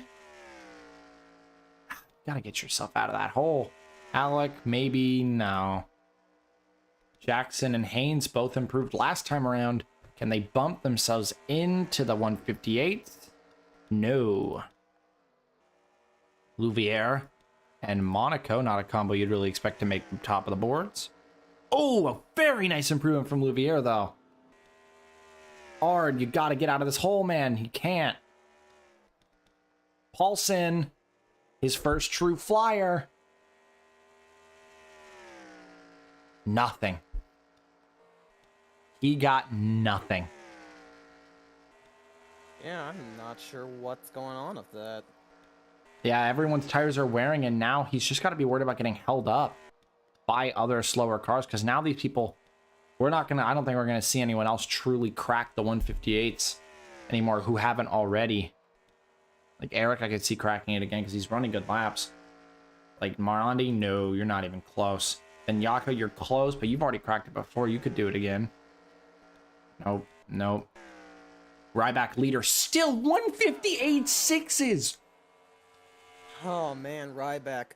What is he on? This is insane. I think we all knew what he could do given a car that could win races. That's just...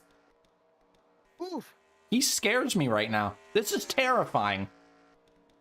That man is... These people are slowly just degrading. And he's just not. He's keeping the same blisteringly fast pace. Rowe in for tires. I'm guessing he's getting ready to go out and go for another flyer because he has to. If he wants a +1, that +1 could be dire for him. 158.9 for Tristan Wilhoit joins the club. There's a good bounce back. Yeah, he just he came out after a mechanical issue. Yeah, I guess They got it fixed and great. And Oh, Hurley is Honda consistent right now. Honda probably just threw a backup engine there. Honda probably brings a lot of engines because they really tune those things for power, and I mean, when it works, fast as hell. When it doesn't, well, you saw what happened to Wilhoit earlier. Yep, Shock Jr. coming out after changing his tires. That was his outlap. He's on his first flyer. We'll see him next time he comes out. Paulson's getting quicker, but he's not quick enough. He's just not there. I think Freeze hit the dirt. Yeah, there was an off in the back there. Oh, no, it might have been Duncan. 2:06. I think that was him who hit the dirt, which is going to compromise his lap this time, too, just because no speed going into the corner. Dust has been kicked up now. Oh, any problems? No, that's just Mark Nutt in a pit stop. Alex Binyako almost reaching back into the 158s. People are getting close. Ryback or Rahal closer, but not there yet. Just when I say I don't think anyone can breach, people keep getting really close. Thompson and Constantine's an interesting combo. Thompson right now P4. Constantine is where? What was it, up 38? I think that was like 38, 36, 38. Yeah. Gotta watch Shaq on new tires. Shock on new tires. He's coming by soon. Got to be coming by soon. There's Johnson. She doesn't look like she's going to be able to pull anything. No. Neither. Oh, neither is talking. Yeah, Takayama's slowing big time. Not good tire conservation. Wilhoit couldn't follow up the magic. Halleck. So I didn't check Downey up ahead. I'll check him in a sec. Yikes. Come on. We got to see Ryback come by.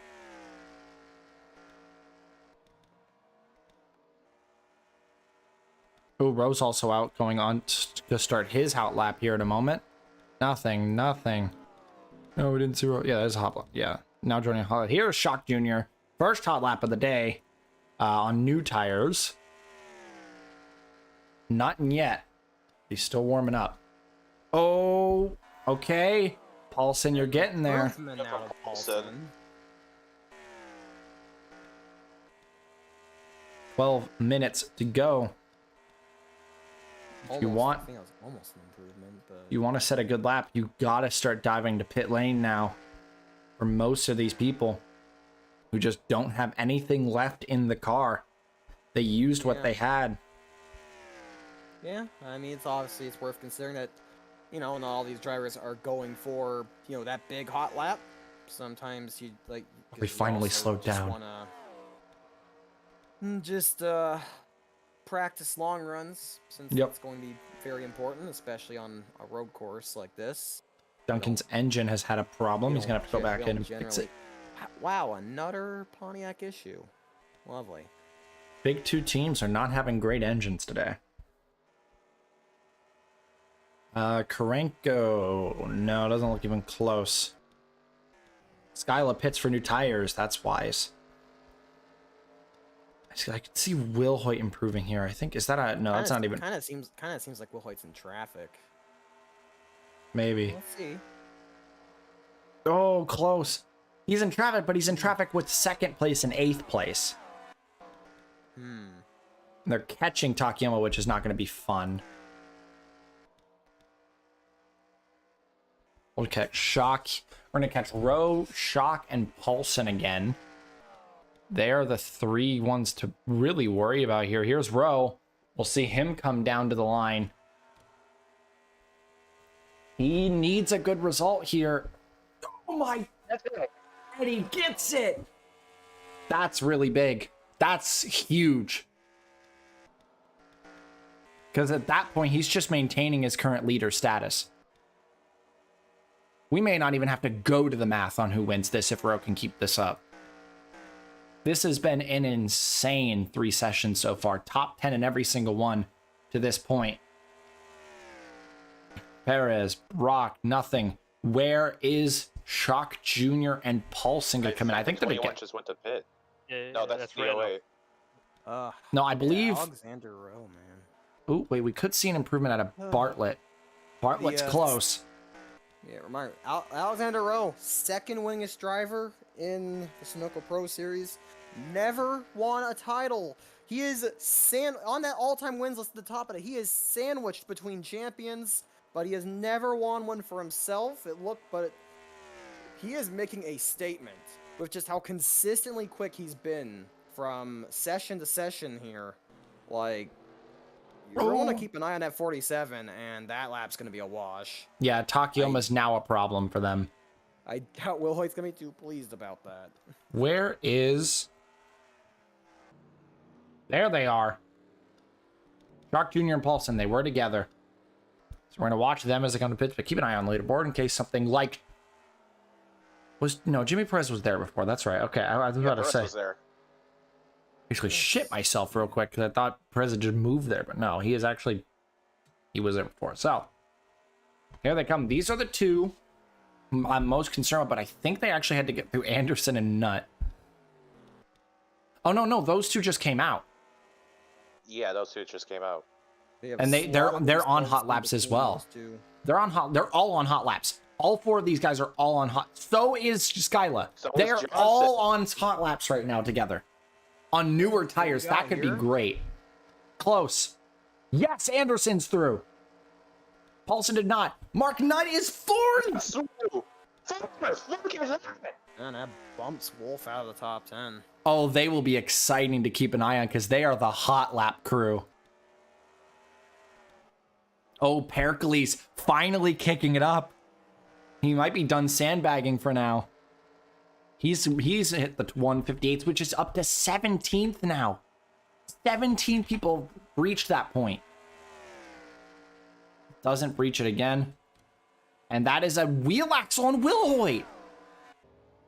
Oh, you've got to be. Oh, and that's going to compromise everyone's lap who comes through. He's in the hairpin.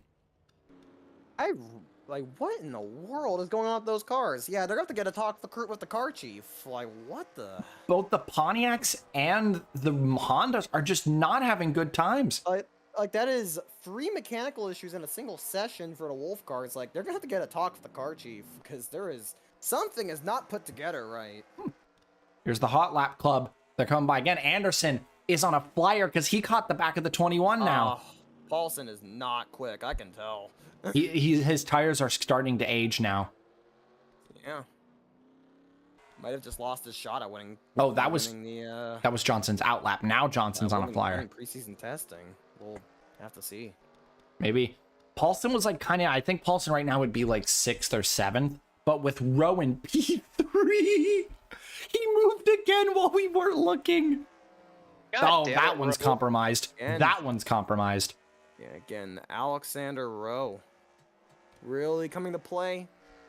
He doesn't want to be the winningest driver. He doesn't want to be like right now. He is basically the greatest SPS driver to never win a championship, and he does not want that moniker. Yeah, just drop it back on William Brock's head, you know. You said that. Just leave it there with him. You said he wasn't fast, but that was actually his best lap of the session so far. He's speeding up a little. Which only good enough for 26. Not that good, but He's speeding up a little though. He's getting there. Oh, Perez has to go around a car. These guys are all close, but they're not there. Their tires are too worn. Wilhoit, it is testing. this testing moment. Ugh. We are in testing. Settle down. Why? Wait, is Duncan still circulating? I just saw he was like a snail on that straightaway. Did he never pit? No, he's just finished an outlap. Okay, because he was an absolute snail on a straightaway, and I was like, Or wait, no, I think he's starting an outlap. I think he was starting an outlap. He's on fresh stuff, yeah. Fresh stuff. I was gonna say. So he's getting up to speed now. He could be a threat for something. Oh boy, would you look at that? It's the Hot Lap Club again. Anderson might be able to get first if he can get through Shock, but Shock is just fast enough to stay ahead. There is damage on that 4 car.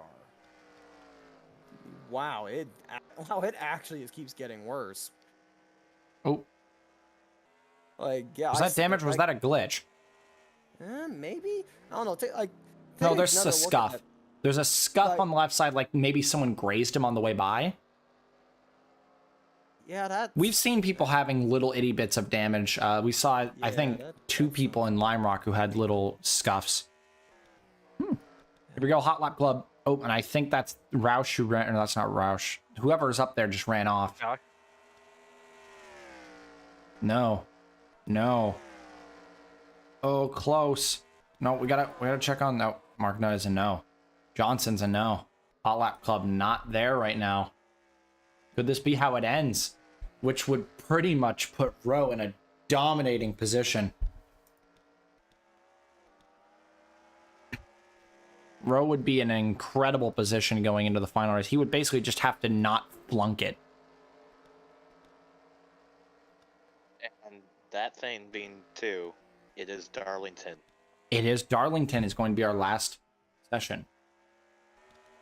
Downey is out on freshies. Yes. Have we talked about the schedule this year, by the way? I was going to get to the schedule during the last session. Right. I thought we'd just do this session while just watching along for now, because it is Noël Huapi. And it's always fun to watch them go around this track. Yeah, some pretty significant changes to the schedule this year. Ooh. Finishing up a hot lap is A Nelson. lot of That goes. some pretty interesting lineups in the feeder series as well. Yep. Definitely seeing a lot of young emerging talent in the light series and the junior series. Oh, he's trying to get him. Whoa. Oh, Anderson tries to get Shock out of the way so he can start truly hot lapping. But Shock's like, nope. I'll lead this group. You can stay behind. Look at some of this like some of the emerging talent. I remember Priya McShane from last year was going to retire. Then she hit her stride, and now she's on a good car. Kenny Moma really needs no introduction. He's on a top car now. Patrick Smith, he's been developing for a while, and he's hitting his stride. Both Moma and Smith are going to be sharing driving duties in the part-time Chevron car, actually. Got a few guys moving up this year, like Brett Moma, last year's Junior Series champ Brandon Barnes, got Colton Treslin, Ellie Takoto, the junior runner-up. Got a few guys moving up. Not a ton of drivers moved up from the first season of Junior, but now, after the second season of the NEOS Junior Series, a lot of drivers were ready, and pretty much most of the top 5 in points moved up. Yeah, Austin Rogers, forgot about him for some reason, but yeah, he moved up as well. Oh, William Duncan is still suffering from some minor engine problems. They It is did still- not pit him. They I pit don't him. know what They that- did pit him. The time did register that they Yeah. pit him, but it just seems like it's not fixed. They still can't figure out what's wrong with it right now. Well, So I guess maybe just lap it around until the session ends. I mean, P10 is still pretty good. In the end. Oh, right. Oh, Yeah, Cranko's out as well. yeah, On new tires. still here, but, Where is, because I know the 7 was on new tires as well. Coming around 35th, you need something, Downey. You're the first session winner. If you could win the third session, you'd at least have a chance. But you gotta look at pull that it out. I look at that car from the side. I'm just like, oh yeah, Benoit Faravine. And then I take a look at the name. I take a look at the graphic, and then oh, that's Downey. I have Oh. never like I'm not really used to seeing anyone not named LaFaravine or Von Schaefer in that 7 car. Like I was getting used to Von Schaefer for like a few years, and just as I was getting used to him, he just kind of Vanished. you know, screw it off back to a like WGP2 and now WGP1, and Benoit comes back for 1 year, and then he's gone again. That's Trailblazers. I remember like Trailblazer used to be an absolute just carousel of drivers, and, Yep. and kind of reenacting that. Though the 78s, like their second car, has been very consistent for a while now. I don't know when. I can't think of any time like Sean Angel's gonna be leaving that 78 car. Nah, he's It's just such a solid. valuable asset. He's a very valuable asset for that team, and I honestly think that Angel's probably going to be there for the rest of his career, honestly. Can anyone jump up the boards? 30 seconds remaining before the cooldown period starts, so it's you better finish or start a new lap before then, because you're running out of time. If anyone wants a good result, you gotta pull it now. You got no choice, bud. Oh, Fitzwater just aborts. Not even gonna try. Constantine just Back long running out. it. You know, Will Hoy is once again back out after a mechanical failure, you know, for the second time this session. But just doesn't seem to have that same pace anymore. I mean, still doing well. Yeah. Downey, your final lap, but you looked pretty good on your last lap. One hefty improvement is all you need to get yourself into the fight for a +1 bonus at Darlington. You gotta do it now. Nope. Sorry, Downey. Nothing for our didn't get out in time. No Roush. No Hurley. No Takayama. Cranko is about to breach the 158s. Can he breach the top? Can he upset? No. No. Jackson is on a long run. Haynes is on a long run. Nelson is stuck behind the long runners. Brock, I know Brock came out recently. Oh, an improvement, but no one position. One position improvement, though.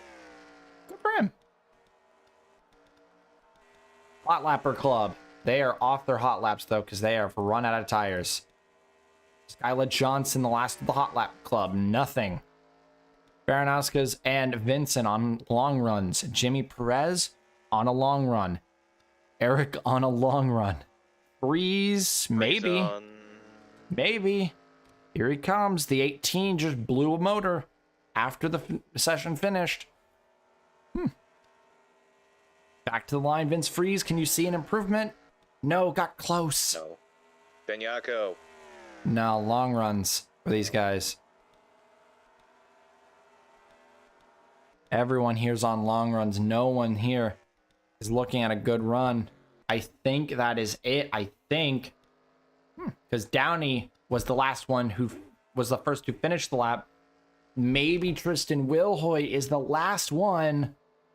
Wilhoy's gonna be the last one to clock in here, I think. Because Constantine will, but Constantine's on a long run. No. And then Alex Constantine on a, what is going to be your last lap? 2014. Nice long run.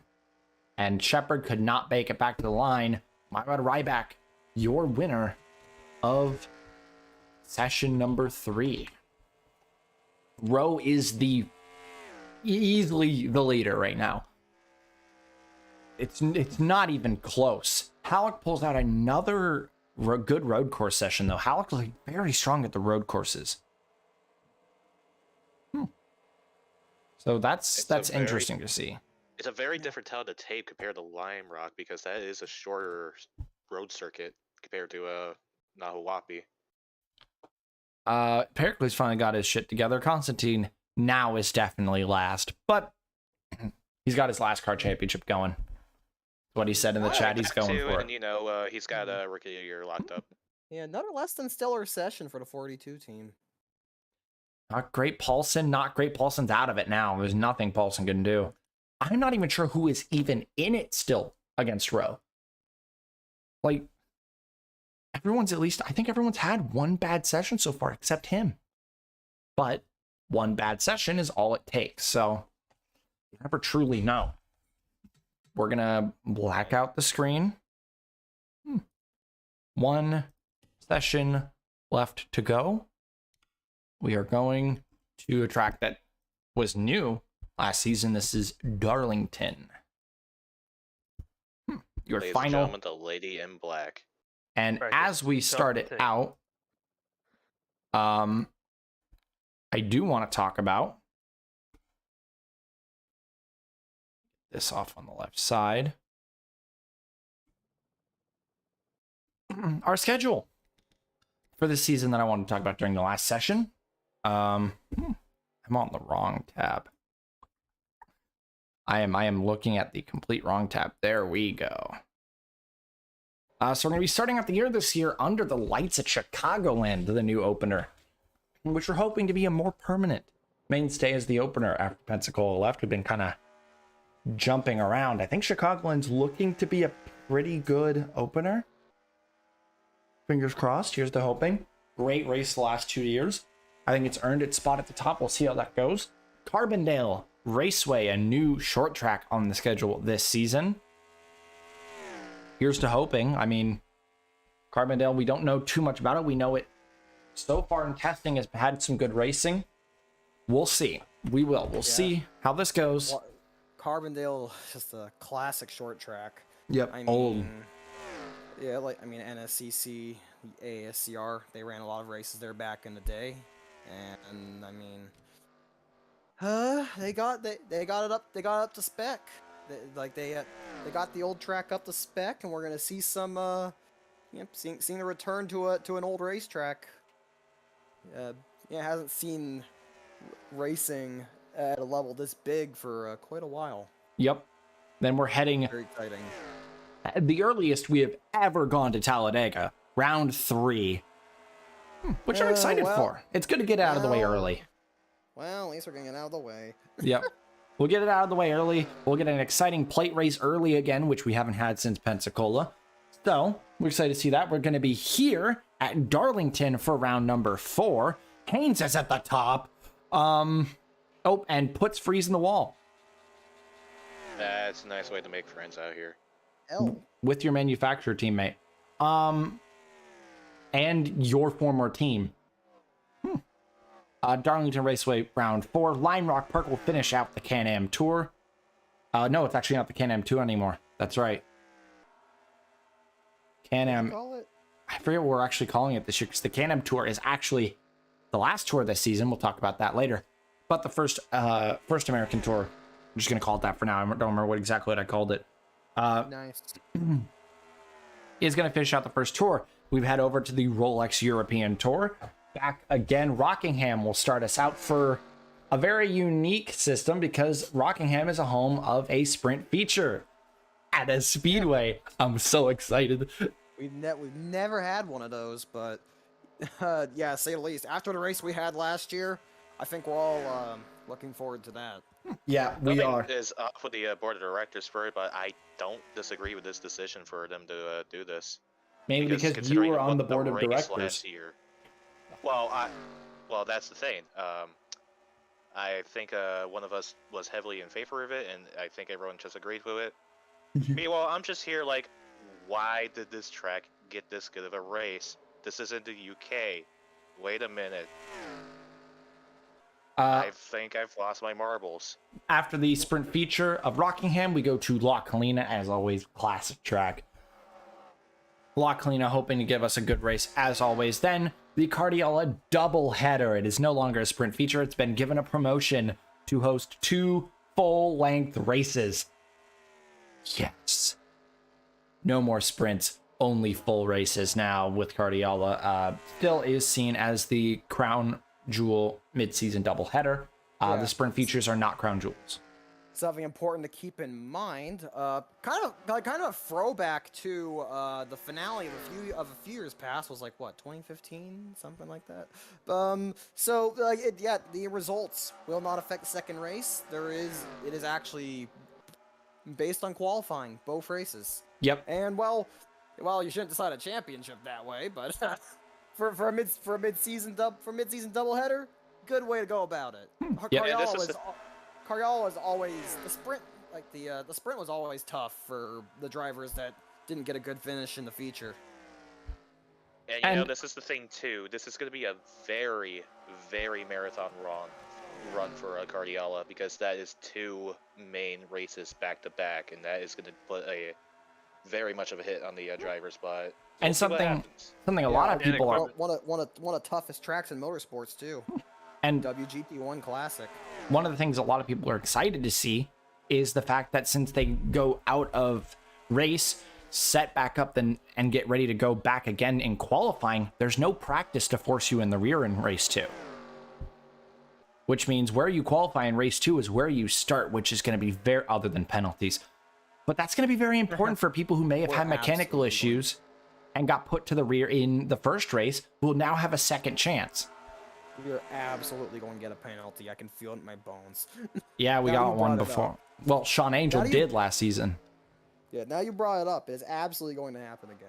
As Rahal, current leader of this session, and Rowe is in the top 10, which they need to stop if they want to get him out of this, because if he gets a top 10 here, there's nothing they can do. He's going to win. This has been incredible out of Rowe. People not agreeing with this wall right now. Some of them. It's still not exactly common to see people in the wall, but people are getting in this wall. As they do. It's Darlington. Keep going through the schedule, though. Yeah, schedule. Fujitsu Australasian Tour. 3 races this year in the Australasian Tour. Dubai Street Circuit leads us off again. It was a good race last year. It's nice to see this track on the schedule. It's a cool street circuit. Look at Duncan. Oh my God, how did you not get that wall? Eric is in Sufferville. He keeps hitting the wall, but it's not going well. But yeah, great race last year, Dubai. I'm excited. I think we're going to have another good race. Twin Ring Motegi coming back after we finally fixed the pit road issue. Jesus Christ. Finally fixed the... Oh, okay, no, that was actually just Hurley putting shock in the wall. I saw that contact. You did that. Yay, we still get to stay in, yeah, the Japanese SPS fans very happy. We're gonna still continue racing in Honda's backyard. Yep, and I'm excited too. And we'll finish out the Australasian Tour back at Calder Park again. Of course, it's Calder. Yeah, and that's Karma.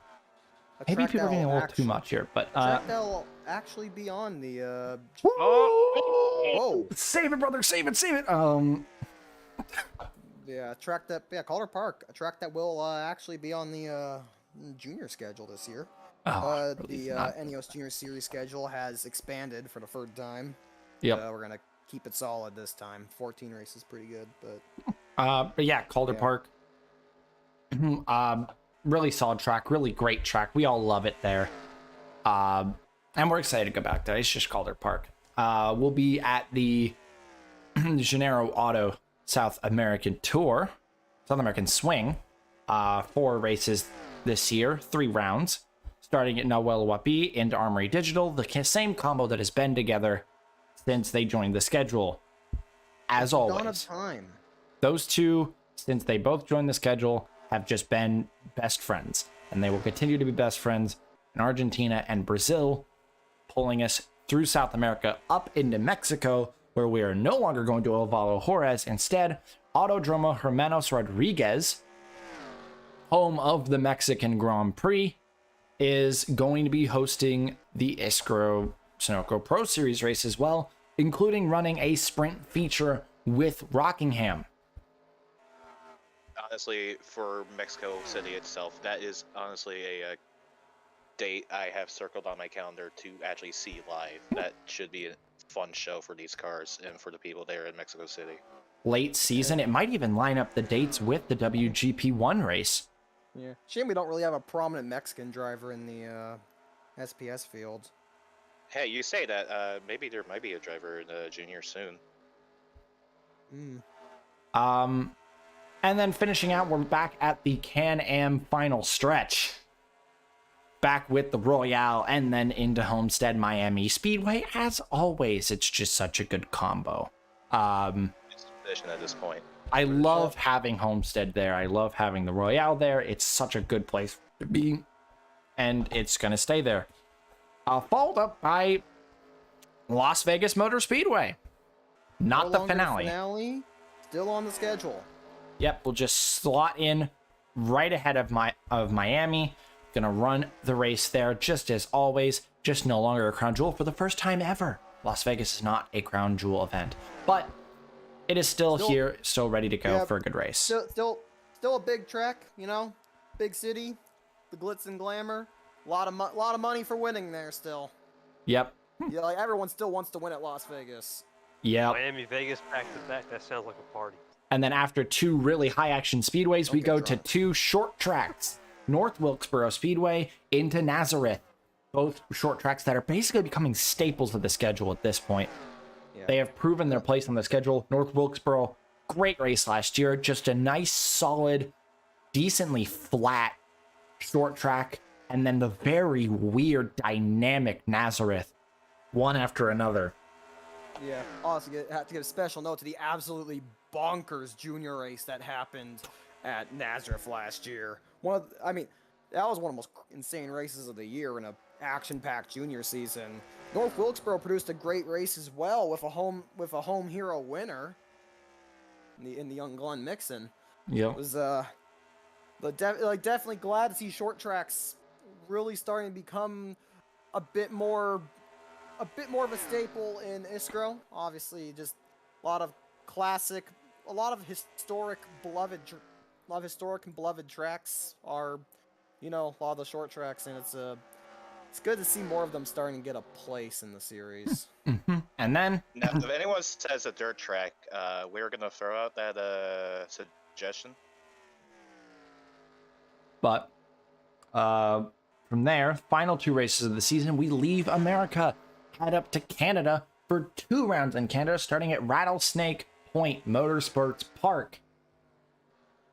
A brand new track to the schedule in Milton, Ontario, which is an incredibly dynamic, twisty, turny, extreme elevation change road course that'll test just as much skill as I think Noel Wapi will. Lots on the line there, lots of people going there. Not many people have ever even really been there who on this current roster. Maybe Sean Angel, Paulson might have as well. 2 Canadians might have been around that area before. But it's such a dynamic speed road course. They got up to spec. and have been put on the schedule, which, you know, track made by the same person who planned out the season finale, Road Gatineau. Moving from the opener to the finale after action-packed races the last few years, will host our season finale. Yeah, that's right. After being away from one for so long, we once again have a road course finale. And honestly, couldn't pick a better place to have it. Road Gatineau has produced incredible races time and time again. And while it, not gonna be a double header, just, I don't believe, just, Nope. you know, One just the solid race. One race decided all. And yeah, on a track like that, you know, with such insane moments like Petrov and Jackson's battle, like Scott Roush's dramatic late race engine blowout, like Gatineau has had its fair share of drama. I think it's gonna be a finale to remember. Yep. It's gonna be a season to remember for sure.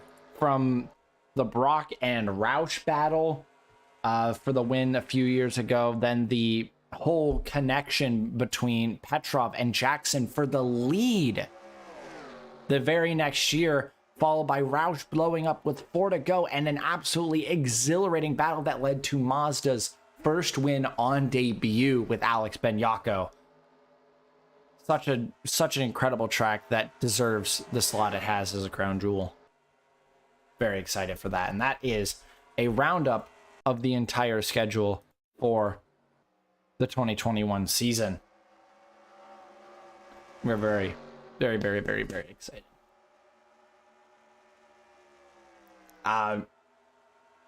Looking at the board, what we've missed, Roman Rahal is apparently Satan leading the top of the boards. Which it's incredible seeing Roman Rahal is doing excellent around this facility right now. Yeah, you know, I looked at 10 and I was like, oh yeah, JWR finally having a great session. And I remembered, oh right, that's not JWR anymore. That is gonna take some getting used to. Like, Paul Jackson has been driving for the Honda program for so many years, but like, I mean, that's just like a lot of getting used to for several reasons. Because I mean, yeah, not in a Honda, not a top team. Jackson has not been in a top team like ever in his career. There's nothing anyone can do. Yeah, There's Alex no. Wow, there's something Kieran Haynes can do apparently. What the hell was that? He is pushing way too hard right now. Oh. Speaking of pushing too hard, Downey just knocked down the barrier, but Haynes just cut him off. That was And I don't think Rowe is happy about that. Yeah, that. Oh, he's not happy. Oh, and he'll just move him out of the way and continue on. People out here like running like they're racing for the win. It's testing. It really tells you just the competitive spirit of these drivers. But there is legitimately and fully nothing anyone can do. This man is so strong today. Again, here to play, to like he's here to throw away that title of best driver to never win a championship, because he's gonna make sure that he becomes a champion this year. And again, gonna throw that dubious honor right back in William Brock's lap. Yep, and thank you, Patrick, for it was the Sunoco American Tour was the name of it.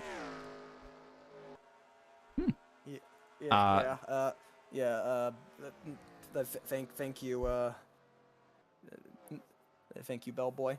This could be an incredible season from Rowe. Make him the first at 20. That is a legitimate possibility. Oh, hey, by the way, look, to the 18. The 18? Nas is back. NOS colors on Sean Ard's 18. Let's go. And we also do have the Javelin colors. Now let's see the 6 if it's still the fucking. Don't you fire dare, car. Nelson. I swear to God. Ah! It's the honey car. Honey. Oh yeah, Honey. there's the 87. Where's the 87 clocked in right now? 31st. He has given Yeah, up. on the wall earlier. He's given up. He's just working on runs. Yeah, there is just something. As far as just one lap pace, there is just something wrong with the JWR cars. Oh, in the wall don't went know. Fuller there. Of course, it's possible they're sandbagging can never really know. It is preseason testing, but like sometimes you have to wonder. Here's Corsator. Yeah, it's hard. It's hard to tell when Paulson 29th. Okay, that has to be sandbagging. Yeah, no, I Like, think some people have Paulson just given up. Like Paulson 29th on a speedway is just. Is Shane in the 20s again? Like just the low 20s again? 14th. I Different misread. agendas, long That, runs, that, you know. that is very blurry text. I saw like a 24 or something. Well, it's looking a little faster. Shane's. It's weird because I think Shane had finally gotten used to the dodges after. You know, for a lot of time in his career, it was like he couldn't seem to handle anything that wasn't a Chevy. But then it seems like he finally started to control the dodges, and then full frontal switches back to Chevy, and I think he's having to break in the new chassis again. Yep, Will Hoyt up in P6, actually giving JWR a good run. Yeah, well, I think an unsung hero right now what is do you Stephen Thompson and the 11. I think the Stephen top 10. Thompson would probably be right now, maybe around 3rd if I had to guess. He has been near in the top 15 in all the sessions, I think. Just not as shocking. good. I really did not expect that kind of just solid pace. They had confidence in him, and I guess they were justified in doing so. Yeah. That confidence seems to be... It seems to be giving us them results so far. And Roman Rahal, like I mentioned that he's not ready to hang up the hat just yet. He wants to keep getting good results, and he has for Ditech, and here he is again giving another good result for Ditech, although now on a really long run. He's almost in the 29s. Yeah, I don't think Roman Rahal is ever going to slow down. Is Rahal trying to stop Rowe from beating him? Don't you dare go through the middle. Oh my. Pericles is Also, having some issues. I want to mention that Pericles hugged that wall and still kept it alongside. Whoa, my. What is with Rowe and the Red Stallions? I think the Red Stallions are trying to kill Rowe for some reason. For I don't Ford. understand that. For Ford. See. It's the Ford Master Plan trademark. God damn it, I was about to make that joke. The Ford Rari master plan. Oh. Ferrari. And they pit after holding up Rowe for a lap or two.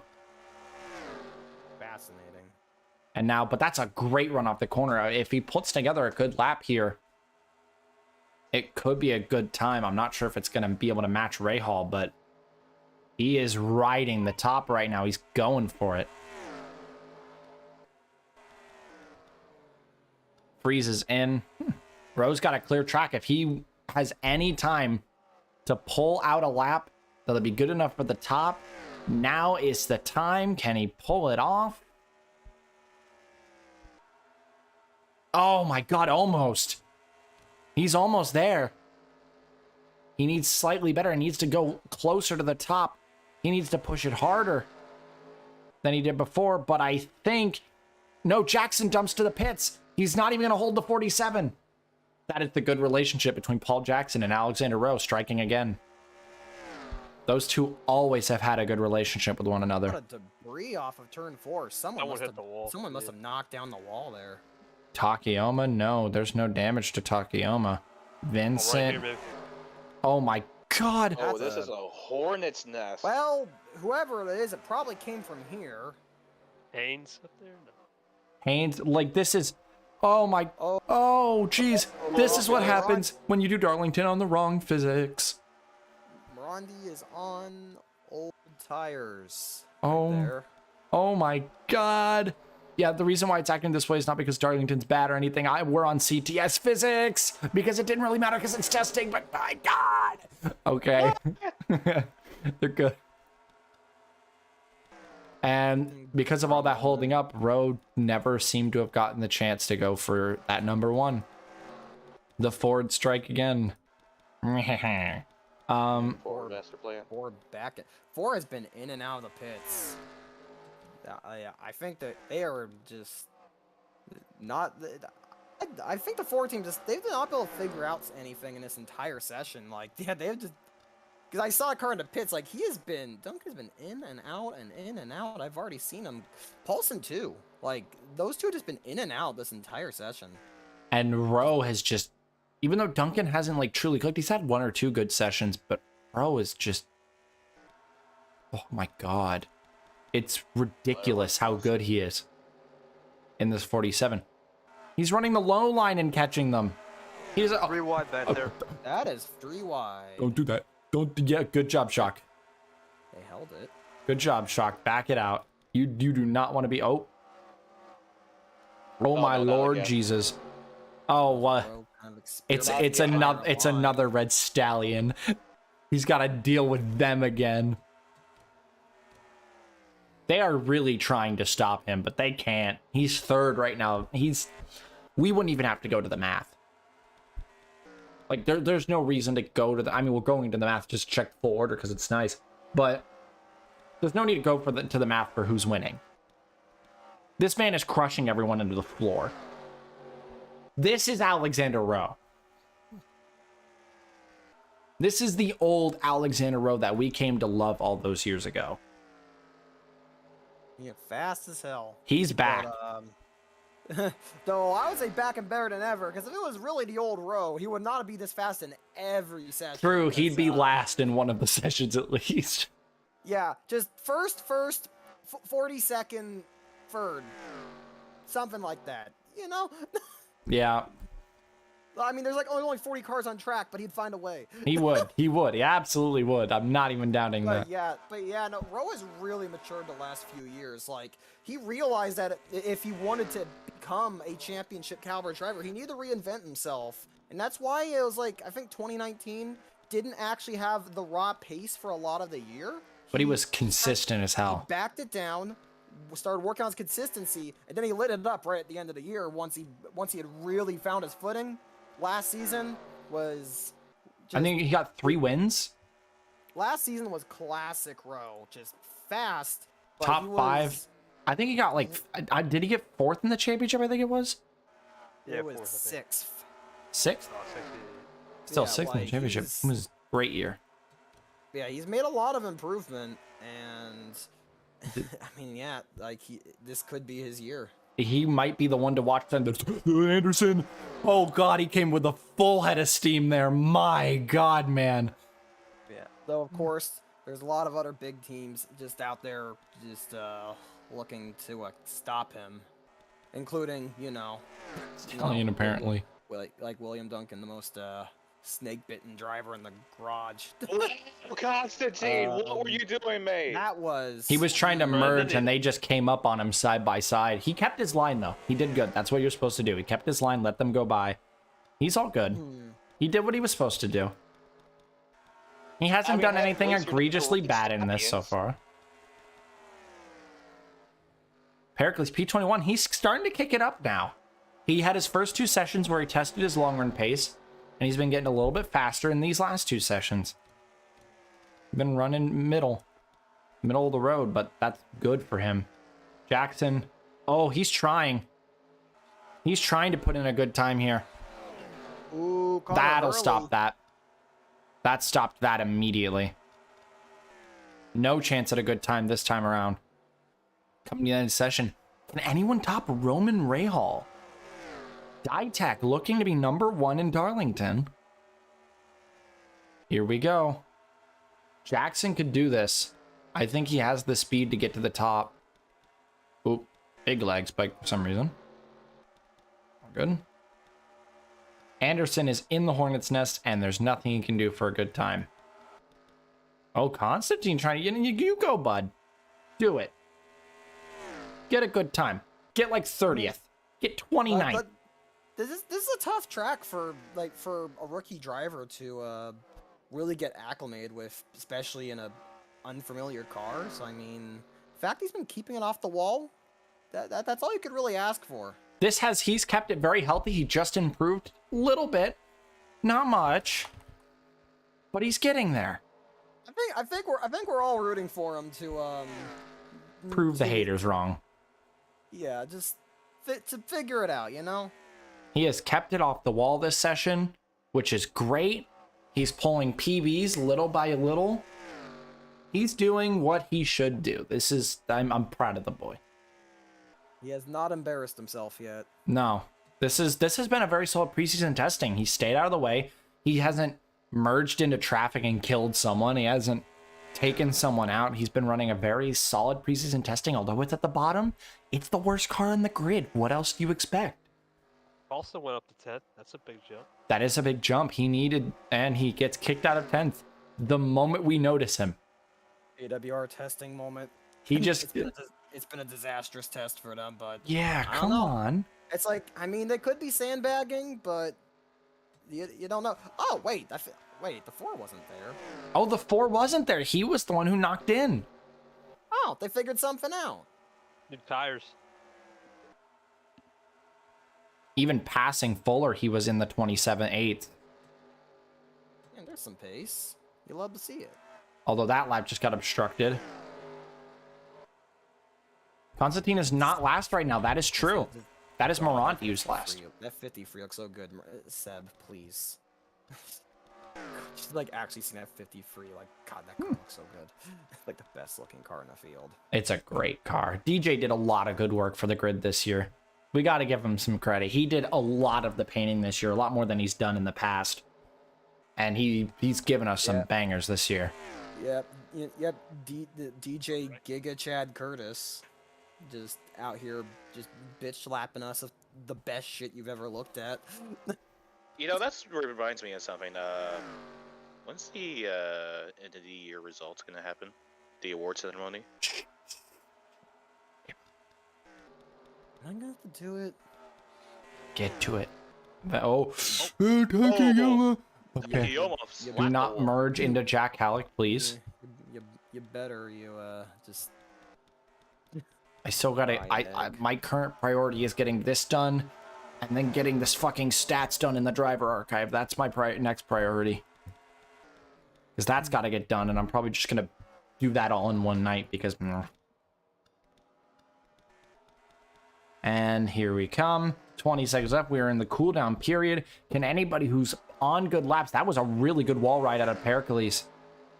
He kept it really high up. Is he gonna get there in time? No, Sure. I don't think he is. He's, No, he won't. Oh, that looked like such a good lap, too. Session over. And we are done. That is it. He did not make it back. That looked like a good lap, too. Well, that's Right, not oh. an improvement anyway, though. Did time into 23. All right, Thank you, got your Mark. stripe, kid. And Alexander Rowe, fastest overall. Oh, in, yeah, easily. Season testing. And If anyone else Yeah. had been secretly in the background and actually snuffed him, I'd shit myself. I'd just right here in this chair. I would shit yourself. I am about 99% sure that Alexander Rowe just won preseason testing by a mile. Nobody had the pace he had this weekend. Or if they did, not that consistently. No, that was incredible. Alexander Rowe, yeah. I think that's fair to say, Ormond, that I don't think we have to go to the math on that. driver. No, you should. We need to We will. verify Should, it. just to be fair, the fair divided and all that. Yeah. But that will Yeah. be the end because we're not going to go to the math. Nothing yet. Was he really second, third, 10th? Damn. God, is that the best score we've ever had? Has to be. That has to be the best score we've ever had. Although I think someone got like a 7 point something before. So I'm not sure. Incredible preseason testing. That is the end because the math will be done post.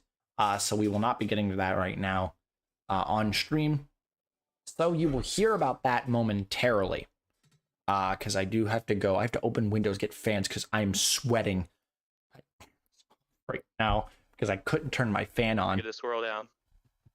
But yep, let's scroll down real quick. Let's look at all these other people near the bottom. Morandi, 28-2. He just didn't lock it in. Might have had a mechanical issue we missed. Eric near the rear again. I think he was just sandbagging. Anderson gave up. He started sandbagging. Pericles just out here running some good laps now. Benyako started sandbagging. Freeze started sandbagging. Everyone gave up. Everyone just saw Rowe's first 3 results and was like, yeah, we're not fighting that. And just stopped. But Roman Rail went session 4 as Satan, and Alexander Rowe just won preseason testing. Congratulations to him. That is the end of the preseason testing, and the off year is officially over. It's done. We do still have some painting to do, but that'll be absolutely jammed out in between now and the opener, because we do still have the duels and all that to go through before we start in Chicagoland under the lights to start the 2021 season. We are finally back. I am very excited. We also, and I'm going to plug it while we're here, there is team slots open in WGP2. If anyone would like to claim them, go to the WGPA team forums and the team sheet and just read there. You'll DM me when you're verifying that you are claiming a team, and you're basically guaranteed to get a team if you get it in early. I'm just saying, because we have only, I think, 3 or 4 applicants, and there's like 6 teams available. So if you want a WGP2 team, I mean, you can pounce on it right now. Congratulations. Formula lore shit. Very fun Formula War shit. Congratulations, though. Most likely to Alexander Rowe. He is looking to be possibly a big title contender this year at this pace. And we will see you all the start of the 2021 season in Chicagoland next time.